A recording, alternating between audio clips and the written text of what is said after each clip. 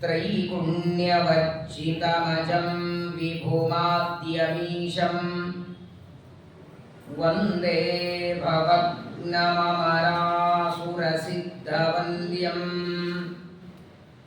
नारायणाय परिपूर्णगुणार्णवाय विश्वोदयस्थितिलयो नियतिप्रदाय ज्ञानप्रदाय विबुधासुरसौख्यदुःखसत्कारणाय वितताय नमो नमस्ते। नारायणं नमस्कृत्य नरं चैव नरोत्तमं देवीं सरस्वतीं व्यासं ततो जयमुदीरये। कृष्णद्वैपायनं व्यासं विद्धि नारायणं स्वयं कोह्यन्यः पुण्डरीकाक्षात् महाभारतकृत् भवेत्। महत्वात् भारवत्वाच्च महाभारतमुच्यते।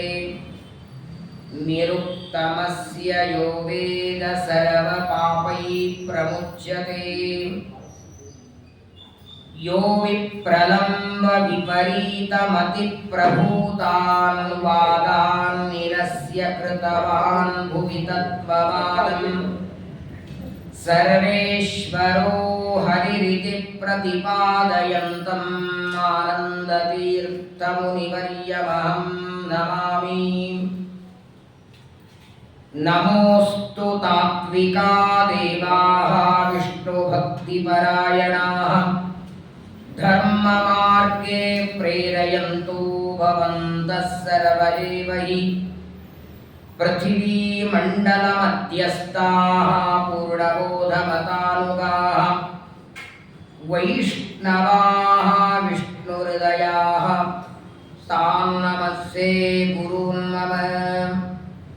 आपादमौलिपर्यन्तं गुरूणामाकृतिं स्मरेत् तेन विघ्नाः प्रणश्यन्ति सिद्ध्यन्ति च मनोरथाः। श्रीगुरुभ्यो नमः। ततो राज्ञां चरैराप्त्यैश्चारः समुपनीयते पाण्डवैरुपसम्पन्ना द्रौपदी बहुभिस्त्वितिः। स्वस्त्यस्तु सदाम् अशेषसन्मङ्गलानि भवन्तु। श्लोकैकश्रवणपठनमात्रेण कथा वक्तुश्च श्रोतॄणाम् निखिलकलिकतकल्मषापनूतनपटुतरे मोक्षाद्यखिलपुरुषार्थसाधवीभूते। श्रीमन्महाभारते यत्किञ्चित् पूर्वोक्तप्रमेयानुवादः। हरिः ओम् हरिः ओम् हरिः ओम्। ಶ್ರೀಗುರುಭ್ಯೋ ನಮಃ. ಭಗವಾನ್ ವೇದವ್ಯಾಸದೇವರು ಎಲ್ಲ ಮಾನವರ ಕಲ್ಯಾಣಕ್ಕಾಗಿ ಪಂಚಮ ವೇದ ಅಂತ ಪ್ರಸಿದ್ಧಿಯನ್ನು ಹೊಂದಿದಂತಹ ವೇದಾದಪಿ ಪರಂ ಚಕ್ರೆ ಮಹಾಭಾರತ ಮುಕ್ತಮಂ ಅಂತ ಶ್ರೀಮದಾಚಾರ್ಯರಂತಾರೆ. ವೇದಗಳಿಗೂ ಮಿಗಿಲಾದದ್ದು ಮಹಾಭಾರತ. ಕಾರಣ ವೇದಗಳು ಅಪೌರುಷೇಯ, ಯಾರು ಬರೆದದ್ದಲ್ಲ. ಆ ವೇದದಲ್ಲಿಯೂ ಬರದೇ ಇರುವ ಕೆಲವು ಭಗವಂತನ ಮಹಿಮೆಯನ್ನ ತಾನೇ ಸ್ವತಃ ಹೇಳಿಕೊಂಡರು. ಕಾರಣ ಅವನ ಬಗ್ಗೆ ಹೇಳೋರು ಬೇರೆ ಯಾರಿಲ್ಲ. ನಮ್ಮ ನಿಮ್ಮ ಬಗ್ಗೆ ಯಾರೋ ಒಬ್ಬರು ಮಾತಾಡಬಹುದು, ಎಷ್ಟು ಗೊತ್ತಿರುತ್ತೆ ಅಷ್ಟೇ ಮಾತಾಡಲಿ. ಒಬ್ಬ ವ್ಯಕ್ತಿಯ ಜೊತೆಗೆ ಒಂದು ವಾರ ಇದ್ರೆ ಸಾಕು, ಅವನ್ನೆಲ್ಲ ಪರಿಚಯ ಆಗತ್ತೆ. ಅವ್ರಿಗೆ ಏನು ಸೇರ್ತದೆ, ಏನು ಬೇಕು, ಏನು ಬೇಡ, ಅವ್ರಿಗೆ ಏನು ಅಪೇಕ್ಷೆ, ಅವ್ರ ಗುಣ ಏನು, ಸ್ವಭಾವ ಏನು. ಒಬ್ಬ ವ್ಯಕ್ತಿಯ ಒಡನಾಟದಲ್ಲಿ ಒಂದೇ ವಾರ ಇದ್ರೆ ಅವನ ಬಗ್ಗೆ ತಿಳ್ಕೊಳ್ಬಹುದು. ಆದ್ರೆ ದೇವರ ಒಡನಾಟದಲ್ಲಿ ಒಂದು ವಾರ ಅಲ್ಲ, ಅನಾದಿ ಕಾಲದಿಂದಲೂ ಜೊತೆಗಿದ್ದಾಳೆ, ಇನ್ನೂ ಅವಳಿಗೆ ಅರ್ಥ ಆಗಿಲ್ಲ ಅಂತೆ. ಅವಳಿಗೆ ನಮಗೆಲ್ಲ ಪರಮಾತ್ಮನ ತೊಡೆಯ ಮೇಲೆ ಕೂತ್ಕೊಂಡು ನಿರಂತರ ಪರಮಾತ್ಮನ ಗುಣಗಳ ಚಿಂತನ ಮಾಡುವ ತ್ರಿಗುಣಮಾನಿ ವೇದಾಭಿಮಾನಿಯಾದ ಜಗನ್ಮಾತೆ ಲಕ್ಷ್ಮೀದೇವಿಗೂ ಇನ್ನೂ ಪರಮಾತ್ಮನ ಬಗ್ಗೆ ನನಗೆ ಗೊತ್ತಿಲ್ಲ ಅಂತಾಳೆ. ಯಾರು ಅವನ ಬಗ್ಗೆ ಹೇಳೋರೀಗ? ಅದಕ್ಕಾಗಿ ಅವನ ಮಹಿಮೆಯನ್ನ ಅವನೇ ಹೇಳಬೇಕು. ವೇದವ್ಯಾಸ ರೂಪದಿಂದ ಮಹಾಭಾರತವನ್ನ, ಹಯಗ್ರೀವ ರೂಪದಿಂದ ರಾಮಾಯಣವನ್ನ, ತಾನೇ ತನ್ನ ಚರಿತ್ರೆಯನ್ನ ಪರಮಾತ್ಮ ಹೇಳ್ಕೊಳ್ತಾನೆ. ಅಂತಹ ಪಂಚಮ ವೇದ, ಎಲ್ಲ ಪುರಾಣಗಳ, ಉಪನಿಷತ್ತುಗಳ, ಬ್ರಹ್ಮಸೂತ್ರಗಳ ಒಂದು ಸಾರ ಅಂದ್ರೆ ಮಹಾಭಾರತ. ಶ್ರೀಮದಾಚಾರ್ಯರು ಮಹಾಭಾರತದ ಬಗ್ಗೆನೇ ತಾತ್ಪರ್ಯದಲ್ಲಿ ಭಗವದ್ಗೀತೆಯಲ್ಲಿ ಹೇಳ್ತಾರೆ, ಗೀತಾಭಾಷ್ಯದಲ್ಲಿ. ಅಂತಹ ಒಂದು ಅಪೂರ್ವವಾದ ಗ್ರಂಥ. ಕೇವಲ ಕೌರವ ಪಾಂಡವರ ಮಧ್ಯದಲ್ಲಿ ನಡೆದ ಒಂದು ಜಗಳ, ಯುದ್ಧ ಮಾತ್ರವಲ್ಲ, ನಾವೆಲ್ಲರೂ ಕೇಳಬೇಕಾದ, ಅನುಷ್ಠಾನ ಮಾಡಬೇಕಾದ ಸಾವಿರಾರು ಲಕ್ಷ ಲಕ್ಷ ವಿಚಾರಗಳು ಮಹಾಭಾರತ ತಿಳಿಸಿಕೊಡುತ್ತದೆ. ವೇದಾಭಿಮಾನಿಯಾದ ವಾಯುದೇವರ ಮಡದಿಯಾದ ಭಾರತೀ ದೇವಿ ದ್ರೌಪದಿಯಾಗಿ ಅವತಾರ ಮಾಡಿದ ಹಿನ್ನೆಲೆಯನ್ನ ನಿನ್ನೆ ದಿವಸ ನಾವು ಅರ್ಥ ಮಾಡಿಕೊಂಡಿದ್ದೇವೆ. ಭಾರತೀ ದೇವಿಗೆ ಯಾರು ಶಾಪ ಕೊಟ್ಟಲ್ಲ, ಶಾಪ ಯಾರಿಗಾಯಿತು, ಯಾಕೆ ಭಾರತೀ ದೇವಿ ಭೂಮಿಗೆ ಬಂದು, ಎಷ್ಟು ಜನ್ಮಗಳಾಯಿತು, ಯಾಕೆ ದ್ರೌಪದಿಗೆ 5 ಜನ ಗಂಡಂದರು ಅನ್ನೋ ವಿಚಾರವನ್ನ ವೇದವ್ಯಾಸ ದೇವರು ಶ್ರೀಮದಾಚಾರ್ಯರು ತಿಳಿಸ್ತಾರೆ. ಎಲ್ಲ ಪಾಂಡವರು ದ್ರೌಪದಿಯ ವಿವಾಹವನ್ನ ಮಾಡಿಕೊಡುತ್ತಾರೆ. ಸಂಭ್ರಮದಿಂದ ದ್ರುಪದ ರಾಜ ಕನ್ಯಾದಾನ ಮಾಡಿಕೊಟ್ಟಿದ್ದಾನೆ. ಕೃಷ್ಣ ಪರಮಾತ್ಮ ದ್ವಾರಕೆಯಿಂದ ಬೇಕಾದಷ್ಟು ಉಡುಗೊರೆಗಳನ್ನು ಕೊಟ್ಟು ಕಳಿಸಿದ್ದಾನೆ. ಪಾಂಡವರ ವಿವಾಹ ಆದ ಮೇಲೆ ಈ ವಾರ್ತೆ ಎಲ್ಲ ಕಡೆ ಹೋಯಿತಂತೆ. ಸಾಮಾನ್ಯವಾಗಿ ಮದುವೆಗೆ ಎಲ್ಲರೂ ಬಂದಿದ್ರಲ್ಲಿ. ದ್ರೌಪದಿಯನ್ನ ಪಾಂಡವರಿಗೆ ಕೊಟ್ಟು ದ್ರುಪದ ರಾಜ ಮದುವೆ ಮಾಡ್ತಾನೆ ಅಂತ ಗೊತ್ತಾಗಿ ಎಲ್ಲರೂ ಬಂದಿದ್ರು. ಆದರೆ ದುರ್ಯೋಧನ ಬಂದಿರಲಿಲ್ಲ. ದುರ್ಯೋಧನ, ಕರ್ಣ, ವಿಕರ್ಣ, ಶಕುನಿ. ಯಾಕಂದ್ರೆ ಯಾವಾಗ ಆ ದ್ರೌಪದಿಯನ್ನ ತಾವು ಪಡೀಲಿಕ್ಕಾಗಲಿಲ್ಲ, ಮತ್ಸ್ಯಯಂತ್ರ ಭೇದ ಮಾಡಿ ದ್ರೌಪದಿಯನ್ನ ಪಡೆಯೋದಕ್ಕೆ ಸಾಧ್ಯವಾಗಲಿಲ್ಲ, ಅವತ್ತೇ ತಿರುಗಿ ಹೋಗ್ಬಿಟ್ಟಿದ್ರು ಅವರು. ಈಗ ಒಬ್ಬ ಚಾರಣ ಮುಖಾಂತರ ಅನೇಕ ಜನ ದುರ್ಯೋಧನನ ಅನುಚರರೆಲ್ಲ ಹೋಗಿ ಹೇಳ್ತಾರೆ, ಒಬ್ಬಳ ದ್ರೌಪದಿಗೆ 5 ಜನ ಗಂಡಂದಿರಿದ್ದಾರೆ, ಅತ್ಯಂತ ವೈಭವದಿಂದ ದ್ರುಪದ ರಾಜ ಮದುವೆ ಮಾಡಿಕೊಟ್ಟ. ಇಷ್ಟೇ ಬಂದು ದುರ್ಯೋಧನಿಗೆ ಹೇಳ್ತಾರೆ. ಮತ್ತೆ ದುರ್ಯೋಧನ ಸಿಟ್ಟಿಗೆ ಬಂದ. ಮೊದಲನೇದ್ದು ದ್ರೌಪದಿಯನ್ನ ಪಡಿಲಿಕ್ಕಾಗದೇ ಇರುವ ಕೋಪ ಬಂದಿತ್ತು. ಎರಡನೇದ್ದು ಯಾರು ತನಗೆ ಬೇಡೋ ಅಂಥ ಪಾಂಡವರಿಗೆ ದ್ರೌಪದಿ ಸಿಕ್ಕದ್ದು ಎರಡನೇ ಸಿಟ್ಟು. ಅದೂ ವೈಭವದಿಂದ ವಿವಾಹ ಮಾಡಿಕೊಟ್ಟ ಅನ್ನೋದು ಮೂರನೇ ಸಿಟ್ಟು. ಮತ್ತೆ ಕರ್ಣನಿಗೆ ಹೇಳಿ ಸಾವಿರಾರು ಲಕ್ಷಗಟ್ಟಲೆ ಸೈನ್ಯ ತಗೊಂಡು ಮತ್ತೆ ಯುದ್ಧಕ್ಕೆ ಬಂದ. ದ್ರುಪದ ರಾಜನ ಜೊತೆ ಯುದ್ಧ, ನೀ ಹೆಂಗ ಅವ್ರಿಗೆ ಕೊಟ್ಟಿ ಅಂತ. ಕನ್ಯಾದಾನ ಮಾಡಿದ್ದಕ್ಕೆ ದ್ರುಪದನ ಜೊತೆಗೆ ದುರ್ಯೋಧನ ಯುದ್ಧಕ್ಕೆ ಬರ್ತಾನೆ. ಹೇಗಿದ್ರು ದ್ರುಪದ ರಾಜ ಒಬ್ಬ ಸಾಮಾನ್ಯ ರಾಜ. ದುರ್ಯೋಧನ ಕಲಿ ಅವತಾರ. ಅವನ ಆ ಪ್ರಚಂಡವಾದ ಶಕ್ತಿಗೆ ದ್ರುಪದ ಹೆದರಿಬಿಟ್ಟ. ಯಾಕರೆ ಕನ್ಯಾದಾನ ಮಾಡಿದ ಅನ್ನೋ ಪರಿಸ್ಥಿತಿ ದ್ರುಪದನಿಗೆ ಬಂತು. ಯಾವಾಗ ದುರ್ಯೋಧನಾದಿಗಳೆಲ್ಲ ಹೊಡೆಯೋದಕ್ಕೆ ಬರ್ತಾರೆ, ಆಗ ಧರ್ಮರಾಜ ಅಂತಾನೆ, ಅವನ ರಕ್ಷಣೆ ಮಾಡಬೇಕಾದದ್ದು ನಮ್ಮ ಜವಾಬ್ದಾರಿ. ಮಾವ ಅಂತಲ್ಲ, ಇವಾಗ ಯುದ್ಧ ನಡೆದದ್ದೇ ನಮಗಾಗಿ. ದ್ರೌಪದಿಯನ್ನ ನಾವು ವಿವಾಹ ಮಾಡಿಕೊಂಡದ್ದಕ್ಕೆ ಕೌರವರು ಬಂದಿದ್ದಾರೆ, ನಾವು ಹೋಗೋಣ ನಡಿ ಅಂತ ಭೀಮಸೇನ ದೇವರಿಗೆ ಹೇಳ್ತಾರೆ. ಯಾವಾಗ ಭೀಮಸೇನ ದೇವರು ಕೈಯೊಳಗೆ ಗದೆ ತಗೊಳ್ತಾರೆ, ಇನ್ನು ಯುದ್ಧ ಪ್ರಾರಂಭ ಮಾಡಿಲ್ಲ, ಗದೆಯನ್ನ ತಗೊಂಡು ಭೀಮಸೇನ ದೇವರು ಬರ್ತಾ ಇರೋದನ್ನ ನೋಡಿ ದುರ್ಯೋಧನ ಕರ್ಣನಿಗಂತಾನೆ, ಜಗ ಕಲೆ ಮಾಡೋ ನಡಿ ಎಂದ. ಅವನು ಬಂದು ಹೊಡೆದ, ಗೊತ್ತಿತ್ತು ನೋಡ್ರಿ, ಇಡೀ ಮಹಾಭಾರತದೊಳಗೆ 1000 ಬಾರಿಯಾದ ದುರ್ಯೋಧನ ಬಾಯಿಯಿಂದ ಒಂದು ಮಾತು ಬಂದಿದೆ.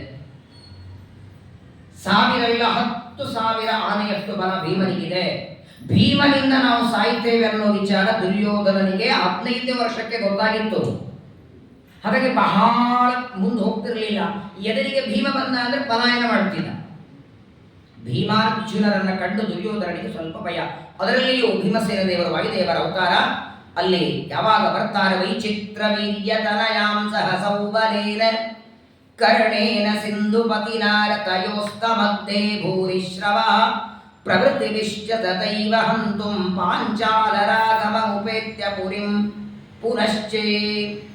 ವಿಶೇಷವಾಗಿ ಪರಮಾತ್ಮನ ಅನುಗ್ರಹ ಇದೆ, ಸ್ವಯಂ ಬಲ ಇದೆ. ಭೀಮಸೇನ ದೇವರಿಗೆ ದೇವರ ಅನುಗ್ರಹದ ಜೊತೆಗೆ ಸ್ವಾಭಾವಿಕ ಬಲದೊಳಗೂ ಭೀಮನಿಗೆ ಸಮಾನನಿಲ್ಲ. ಪ್ರಚಂಡವಾದ ಯುದ್ಧವಾಗ್ತದೆ. ಕೌರವರ ಸೈನ್ಯವನ್ನೆಲ್ಲ ಓಡಿಸಿಬಿಟ್ರಂತೆ. ಜೊತೆಗೆ ದುರ್ಯೋಧನ, ಕರ್ಣ ಅವರೆಲ್ಲರೂ ಕೂಡ ಅಲ್ಲಿಂದ ಪಲಾಯನ ಮಾಡ್ತಾರೆ. ಯಾವಾಗ ಭೀಮಸೇನ ದೇವರು ಅಲ್ಲಿಂದ ದುರ್ಯೋಧನಾದಿಗಳೆಲ್ಲ ಓಡಿಸಿ ಬಿಡುತ್ತಾರೆ, ಬಂದ್ರಂತೆ ದುರ್ಯೋಧನಾದಿಗಳೆಲ್ಲ ಮತ್ತೆ ಹಸ್ತಿನಾವತಿಗೆ ಬಂದರು. ಮತ್ತೊಂದು ಮೀಟಿಂಗ್ ಶುರುವಾಯಿತು. ಎಲ್ಲರನ್ನ ಕರೀತಾರೆ. ಧೃತರಾಷ್ಟ್ರ ಕೂತಿದ್ದಾನೆ, ಭೀಷ್ಮ, ದ್ರೋಣ, ಕೃಪಾಚಾರ್ಯ, ಅಶ್ವತ್ಥಾಮ ಎಲ್ಲ ಜ್ಞಾನಿಗಳ ಮಧ್ಯದಲ್ಲಿ ದುರ್ಯೋಧನ ಅನೇಕ ತನ್ನ ಮಾತುಗಳನ್ನು ಹೇಳ್ತಾನೆ. ದುರ್ಯೋಧನ ಅಂತಾನೆ, ಮೊದಲನೇದ್ದು ಮತ್ಸ್ಯಯಂತ್ರ ಭೇದ ಮಾಡಿ ದ್ರೌಪದಿಯನ್ನ ಪಡೆದೇ ಇದ್ದದ್ದು ಒಂದು, ಪಾಂಡವರಿಗೆ ದ್ರೌಪದಿ ಸಿಕ್ಕ ಕೋಪ ಒಂದು, ಈಗ ಭೀಮಸೇನ ದೇವರಿಂದ ಪರಾಜಿತರಾಗಿ ಬಂದಿದ್ದಾರೆ. ಭೀಮಸೇನ ದೇವರಿಂದ ಸೋತು ಬಂದ ಮೇಲೆ ಇದಕ್ಕೇನಾದರೂ ಒಂದು ಪರಿಹಾರ ಮಾಡಬೇಕು. ಏನು ಮಾಡಬೇಕು? ಎಲ್ಲರೂ ಒಂದೊಂದು ವಿಚಾರ ಹೇಳ್ತಾರೆ. ಇನ್ನೇನು, ಇನ್ನು ಮುಂದೆ ಪಾಂಡವರ ಜೊತೆಗೆ ಯುದ್ಧಕ್ಕೆ ಹೋಗಬೇಕೋ ಬೇಡೋ, ಅಥವಾ ಅವರಷ್ಟಕ್ಕೆ ಅವರಿರಲಿಲ್ಲ ನಮ್ಮಷ್ಟಕ್ಕೆ ನಾವಿರೋದು ಹೆಂಗೆ? ಸಾಮಾನ್ಯವಾಗಿ ನೋಡಿ, ಮದುವೆಯಾದ ಮೇಲೆ ಕನ್ಯಾದಾನ ಮಾಡಿ ಕೊಟ್ಟ ಅಂದ್ರೆ ಮಾವ ಅಲ್ಲಿಂದ ಹೊರಟು ಬಿಡಬೇಕಂತೆ. ಮಾವನ ಮನೆಯಲ್ಲಿ ಇರಬಾರ್ದು. ಯಾವುದೇ ದಾನ ತಗೊಂಡ್ರೆ ದತ್ತ ದಕ್ಷಿಣ, ಬ್ರಾಹ್ಮಣ ದತ್ತ ದಕ್ಷಿಣ. ಅದಕ್ಕೆ ನೋಡಿ, ನಮ್ಮಲ್ಲಿ ಯಾವುದೇ ಕಾರ್ಯಕ್ರಮ ಮಾಡಲಿ ದಕ್ಷಿಣೆ ಯಾವಾಗಿರುತ್ತೆ? ಕಾರಣ ಏನು ಅಂದ್ರೆ, ದಕ್ಷಿಣೆ ಆದ ಮೇಲೆ ಮತ್ತೆ ಆ ಮನೆಯಲ್ಲಿ ಬ್ರಾಹ್ಮಣ ಇರತಕ್ಕದ್ದಲ್ಲ. ಪ್ರವಚನ, ಹೋಮ, ಯಜ್ಞ, ಊಟ ಎಲ್ಲ ಮುಗಿಸಿದ ಮೇಲೆ ಆಶೀರ್ವಚನ, ದಕ್ಷಿಣೆ ತಗೊಂಡು ಹೊರಡ್ತಾ ಇರೋ. ಆದರೆ ಜ್ಯೋತಿಷ್ಯದಲ್ಲಿ ಮಾತ್ರ ಮೊದಲು ದಕ್ಷಿಣೆ ಇದೆ. ನೀವು ಪ್ರಶ್ನೆ ಕೇಳೋದಕ್ಕೆ ಮೊದಲು ದಕ್ಷಿಣೆ ಇಟ್ಟು ಪ್ರಶ್ನೆ, ಉಳಿದೆಲ್ಲ ಕರ್ಮಗಳಿಗೆ ದಕ್ಷಿಣೆ. ಹಾಗಾದರೆ ಪಾಂಡವರು ದ್ರೌಪದಿಯನ್ನ ವಿವಾಹ ಮಾಡಿಕೊಂಡು ದ್ರುಪದ ರಾಜನ ಅರಮನೆಯಿಂದ ಹೋಗ್ಬೇಕಾಗಿತ್ತು. ಎಲ್ಲಿ ಹೋಗ್ಬೇಕು ಅವರು ಪಾಪ ಹೇಳಿ? ಸೂಜಿಯ ತುದಿಯ ಭಾಗದಷ್ಟು ಮಣ್ಣು ಕೊಡಲ್ಲ ಅಂತಾನೆ ದುರ್ಯೋಧನ. ತಮ್ಮ ತಂದೆ ಪಾಂಡುರಾಜ ಕಟ್ಟಿದ ರಾಜ್ಯ ಪಾಂಡವರಿಗೆ ಸಿಗಲಿಲ್ಲ. ಅವತ್ತು ಅರಗಿನ ಮನೆಯಿಂದ ತಪ್ಪಿಸಿಕೊಂಡು ವಿದುರ ತೋರಿಸಿದ ಸುರಂಗ ಮಾರ್ಗದಿಂದ ಬಂದು ಏಕಚಕ್ರ ನಗರದಲ್ಲಿ ಇದ್ದು ಭಿಕ್ಷೆ ಬೇಡಿ ಅಲ್ಲಿ ಹಿಡಿಂಬನನ್ನ ಸಂಹಾರ ಮಾಡಿ ಹಾಗೆ ಓಡುತ್ತಾ ಪಂಚನಗರ ಬಂದ್ಬಿಟ್ಟಿದ್ದಾರೆ. ಈಗ ದ್ರುಪದ ರಾಜ ಅಂತಾನೆ, ವಿವಾಹ ಆಗಿದೆ, ನಾನು ಮಗಳನ್ನು ಕೊಟ್ಟಿದ್ದೇನೆ ಅಂದ ಮೇಲೆ ಈ ರಾಜ್ಯ ನಿಮ್ಮದೇ, ಇಲ್ಲಿಂದ ನೀವು ಹೋಗುವ ಅವಶ್ಯಕತೆ ಇಲ್ಲ, ನೀವು ಇಲ್ಲೇ ಉಳಿಬಹುದು ಅಂದಾಗ 1 ವರ್ಷ ಇದ್ರಂತೆ. ದ್ರೌಪದಿಯ ವಿವಾಹದ ನಂತರದಲ್ಲಿ ದ್ರುಪದನ ರಾಜ್ಯದೊಳಗೆ 1 ವರ್ಷಗಳವರೆಗೆ ಪಾಂಡವರಲ್ಲಿದ್ದಾರೆ. ಹೇಗೋ ದ್ರುಪದನ ಮನೆಯಲ್ಲಿದ್ದಾರೆ, ಇದ್ಕೊಂಡು ಬಿಡ್ಲಿ, ಸೆಟ್ಲ್ ಆಗಿಬಿಟ್ಟಿದ್ರಲ್ಲ ಅವರು. ಪಾಂಡವರು ದ್ರುಪದನ ಮನೆಯಲ್ಲಿ, ಕೌರವರು ಹಸ್ತಿನಾವತಿಯಲ್ಲಿ, ಮುಗಿದೇ ಹೋಯ್ತಲ್ಲ. ಹಾಗಿರಲಿಲ್ಲ. ಭೀಷ್ಮಾಚಾರ್ಯರಂತಾರೆ, ಧೃತರಾಷ್ಟ್ರನಿಗೆ ಕರೆದು ನಿನ್ನ ಮಗನಿಗೆ ಬುದ್ಧಿ ಹೇಳುವನು. ಎಷ್ಟು ದಿನ ಅಂತ ಮಾವನ ಮನೆಯಲ್ಲಿ ಇರಬೇಕು ಅವರು? ಅವರದೇ ಸಂಪತ್ತು, ಅವರದೇ ರಾಜ್ಯ, ಅವರದೇ ಮನೆ ಬೇಡವಾ? ಎಷ್ಟು ದಿನ ಉಳಿದದೇ ದೊಡ್ಡದು. ಯಾರಾದರೂ ವಿವಾಹ ಮಾಡಿಕೊಂಡು 1 ವರ್ಷ ಮಾವನ ಮನೆಯಲ್ಲಿ ಇರ್ತಾರ? ಧೃತರಾಷ್ಟ್ರನಿಗೆ ಭೀಷ್ಮಾಚಾರ್ಯರಂದಾಗ, ಸ್ವಾಮಿ ಇವಾಗ ಏನ್ ಮಾಡ್ಬೇಕು ಹೇಳಿ ಅಂತ. ಭೀಷ್ಮರು ಇನ್ನೇನು ಮಾತಾಡಬೇಕು ಅಷ್ಟೊತ್ತಿಗೆ ವಿದುರ ಅಲ್ಲಿಗೆ ಬರ್ತಾನೆ. ವಿದುರನನ್ನು ಕಂಡ್ರೆ ಪರಮ ಪ್ರೀತಿ. ಧೃತರಾಷ್ಟ್ರನಿಗೆ ಬಹಳ ಅಭಿಮಾನಂತೆ ವಿದುರನ ಮೇಲೆ. ಅನೇಕ ಪ್ರಸಂಗಗಳಲ್ಲಿ ವಿದುರನ ಸಲಹೆಯನ್ನ ಕೇಳ್ತಿದ್ದ. ಅದಕ್ಕೆ ಆಚಾರ್ಯ ಮಾತಾಡ್ತಾರೆ ತಪ್ಪ ನಿರ್ಣಯದಲ್ಲಿ, ಯನ್ ಮಂತ್ರಿಣಂ ವೈದುರಿಕಂ ವದಂತಿ. ಇವತ್ತು ಒಬ್ಬ ರಾಜ ಚೆನ್ನಾಗಿ ರಾಜ್ಯ ಆಳಬೇಕಾದರೆ ಯಾವ ವಿದುರ ನೀತಿಯನ್ನ ಕೇಳಿಕೊಂಡು ವಿದುರ ನೀತಿಯನ್ನ ಅನುಸರಣೆ ಮಾಡಿದ್ರೆ ಅದ್ಭುತ ರಾಜನಾಗಬಹುದಂತ. ಮುಂದೆ ಬರ್ತದೆ ವಿದುರ ನೀತಿ ಬಂದಾಗ ಕೆಲವು ಹೇಳುತ್ತೇನೆ ನಿಮಗೆ. ಪ್ರಸಿದ್ಧ ಇವತ್ತು ಜಗತ್ತಿನೊಳಗೆ ನೀತಿ ಪಾಠದೊಳಗೆ ವಿದುರನ ನೀತಿಗಳು, ಅದನ್ನೇ ಕೇಳಬೇಕಾದಷ್ಟು. ಎಷ್ಟು ಅದ್ಭುತ! ಕಾಲ ಕಾಲಕ್ಕೆ ಧೃತರಾಷ್ಟ್ರನಿಗೆ ಸಲಹೆ ಕೊಡ್ತಿದ್ದ. ಇದು ತಪ್ಪು, ಇದು ಮಾಡಬೇಡ, ಇದನ್ನು ಮಾಡು, ಮುಂದೇನಾಗತ್ತೆ, ಈ ಕೆಲಸ ನೀನು ಮಾಡಿದ್ರೆ ಮುಂದೇನು ವಿನಾಶ ಇದೆ, ಮುಂದೇನಾಗತ್ತೆ ಅನ್ನೋದನ್ನ ತನ್ನ ಜ್ಞಾನ ಬಲದಿಂದ ಮೊದಲೇ ತಿಳ್ಕೊಂಡು ವಿದುರ ಹೇಳುತ್ತಿದ್ದ. ಹಾಗಾಗಿ ಧೃತರಾಷ್ಟ್ರನಿಗೆ ವಿದುರನ ಮೇಲೆ ಬಹಳ ಪ್ರೀತಿಯನ್ನು ಒಂದು ಮಾತಾಡಿದ್ದ ವಿದುರ ಧೃತರಾಷ್ಟ್ರ, ಕೊನೆಯವರೆಗೂ ನನ್ನ ಬಿಟ್ಟು ನೀವು ಹೋಗಬೇಡ. ಒಂದು ದಿನ ವಿದುರ ಅಕಸ್ಮಾತ್ ಎಲ್ಲೋ ಬೇರೆ ಊರಿಗೆ ಹೋದ ಅಂದ್ರೆ ಚಡ್ಪಡಿಸ್ಬಿಡ್ತಿದ್ರು ಧೃತರಾಷ್ಟ್ರ. ಅಷ್ಟು ಇಬ್ಬರ ಮಧ್ಯದಲ್ಲಿ ಒಂದು ಅನೋನ್ಯತೆ. ವಿದುರ ಬಂದು ಧೃತರಾಷ್ಟ್ರನಿಗೆ ಹೇಳ್ತಾನೆ, ನೋಡುವಣ್ಣ, ಸರ್ವಥಾ ಪಾಂಡವರು ಅಲ್ಲಿರೋದು ಸರಿಯಲ್ಲ, ನಾವೇ ಅವರನ್ನು ಕರೆಯೋಣ, ಪಾಂಡವರನ್ನು ಕರೆದು ಅವ್ರಿಗೆ ಕೊಡಬೇಕಾದ ರಾಜ್ಯ ಕೊಡೋಣ. ಸಂಪೂರ್ಣ ರಾಜ್ಯನೂ ಬೇಡ, ಸಂಪೂರ್ಣ ರಾಜ್ಯ ಪಾಂಡವರಿಗೆ ಕೊಡುವಂತ ನಾವು ಹೇಳುತ್ತಿಲ್ಲ. ನಿನ್ನ ಮಗನೂ ಇರಲಿ ದುರ್ಯೋಧನ, ಇಷ್ಟು ದೊಡ್ಡದಾದ ರಾಜ್ಯದೊಳಗೆ 5 ಜನ ಮೊದಲನೇದು ವಿವಾಹ ಮಾಡಿಕೊಂಡಿದ್ದಾರೆ. ಯಾವ ಹೆಂಡತಿಗೂ ಅನಿಸ್ತದಲ್ಲ, ಮದುವೆ ಮಾಡಿಕೊಂಡ ಮೇಲೆ ಗಂಡನ ಮನೆಗೆ ಹೋಗಬೇಕು, ಗಂಡಂದ್ರೆಲ್ಲ ತವ್ರ ಮನೆಯಲ್ಲೇ ಉಳಿದಿದ್ದಾರೆ. ಯಾವತ್ತಾದರೂ ದ್ರೌಪದಿ ಮನಸ್ಸಿಗೆ ನೋವಾಗಬಾರದು, ಅವಳಿಗೆ ಗಂಡನ ಮನೆ ಅಂತ ಬರಬೇಕು. ಆದ್ದರಿಂದ ಏನಾದರೂ ಒಂದು ಉಪಾಯ ಮಾಡಿ ಅವರನ್ನು ಕರ್ಕೊಂಡು ಬರಬೇಕು. ಚೆನ್ನಾಗಿ ಹಾಕ್ತಾನೆ. ಧೃತರಾಷ್ಟ್ರನ ತಲೆಯೊಳಗೆ ಇನ್ಯಾರ ಮಾತು ಹೋಗ್ತಿರ್ಲಿಲ್ಲ. ಭೀಷ್ಮ ದ್ರೋಣರು ಹೇಳಿದ್ರು ತಲೆಗೆ ಹೋಗ್ತಿರ್ಲಿಲ್ಲ ಅವನಿಗೆ. ಯಾಕಂದ್ರೆ ಅವನು ಕೇವಲ ಕಣ್ಣಿನಿಂದ ಮಾತ್ರ ಕುರುಡಲ್ಲ, ಜ್ಞಾನ ದೃಷ್ಟಿಯಿಂದಲೂ ಕುರುಡ ಅಂತ ಆಚಾರ್ಯರು ಗೀತಾಭಾಷ್ಯದಲ್ಲಿ ಹೇಳ್ತಾರೆ. ಎರಡರಿಂದ ಕುರುಡಾಗಿದ್ದವನು, ತತ್ವಜ್ಞಾನ ದೃಷ್ಟಿಯಿಂದಲೂ ಕುರುಡ, ಬಾಹ್ಯವಾಗಿ ಕುರುಡಾಗಿದ್ದ. ವಿದುರ ಮಾತ್ರ ಅವನಿಗೆ ಚೆನ್ನಾಗಿ ಉಪದೇಶವನ್ನು ಮಾಡ್ತಾ ಇದ್ದಾನೆ.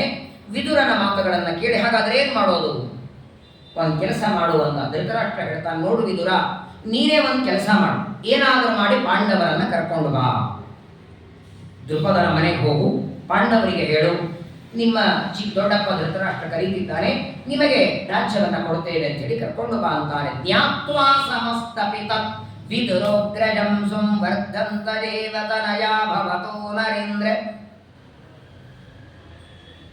ಪಾಂಡವರನ್ನು ಇಲ್ಲಿ ಕರ್ಕೊಂಡು ಬಾ, ಅವರಿಗೂ ಆದರ ಗೌರವ ಮಾಡೋಣ ಅಂತ ವಿದುರನಿಗೆ ಧೃತರಾಷ್ಟ್ರ ಹೇಳಿದರೆ, ವಿದುರನಿಗೆ ಬಹಳ ಗೊತ್ತಾಯಿತು, ಅಣ್ಣ ನೀನು ಕರೆಸ್ತಾ ಇರೋದು ನಿಜವಾಗಿ ಅವರ ಸತ್ಕಾರ ಮಾಡ್ಲಿಕ್ಕ. ಬಹಳ ಚಿತ್ರ ನೋಡಿ, ಒಬ್ಬ ವ್ಯಕ್ತಿಯ ಬಗ್ಗೆ ಮೇಲ್ನೋಟಕ್ಕಾಡೋ ಮಾತುಗಳು ಬೇರೆ, ಮನಸ್ಸಿನಿಂದ ಬರೋ ಮಾತು ಬೇರೆ. ದ್ರೌಪದಿಯ ವಿವಾಹ ಆದಮೇಲೆ ಏಕಾಂತದಲ್ಲಿ ಧೃತರಾಷ್ಟ್ರ ವಿದುರ ಮಾತಾಡ್ತಿದ್ದಾರೆ. ವಿದುರ ಮಾತಾಡ್ತಾ ಹೇಳಿದ, ಅಣ್ಣ ನಿನ್ನ ಮಕ್ಕಳಿಗೆ ಜಯ ಆಯಿತು ಅಂತ ಹೇಳಿಬಿಟ್ಟ.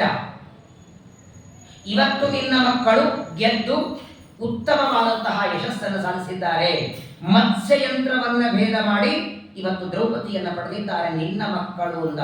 ನಿನ್ನ ಮಕ್ಕಳು ಅಂದಾಗ ಧೃತರಾಷ್ಟ್ರ ತಿಳ್ಕೊಂಡದು ದುರ್ಯೋಧನಾದಿಗಳು ಅಂತ. ಇನ್ನು ಪಾಂಡವರು ಅಂತ ವಿದುರ ಹೇಳಿಲ್ಲ, ನಿನ್ನ ಮಕ್ಕಳು ಜಯ ಸಾಧಿಸಿದ್ದಾರೆ ಅಂತ ಯಾವಾಗ ವಿದುರ ಅಂತಾನೆ, ಒಂದು ಬಂಗಾರದ ಮಾಲೆ, ಕೈಯೊಳಗೆ ದಕ್ಷಿಣೆ, ಒಂದು ಉತ್ತಮವಾದ ತಟ್ಟೆ ತುಂಬ ನಾಣ್ಯಗಳು, ಧೋತರ, ಸೀರೆ ಎಲ್ಲ ಕೊಟ್ಟಂತೆ.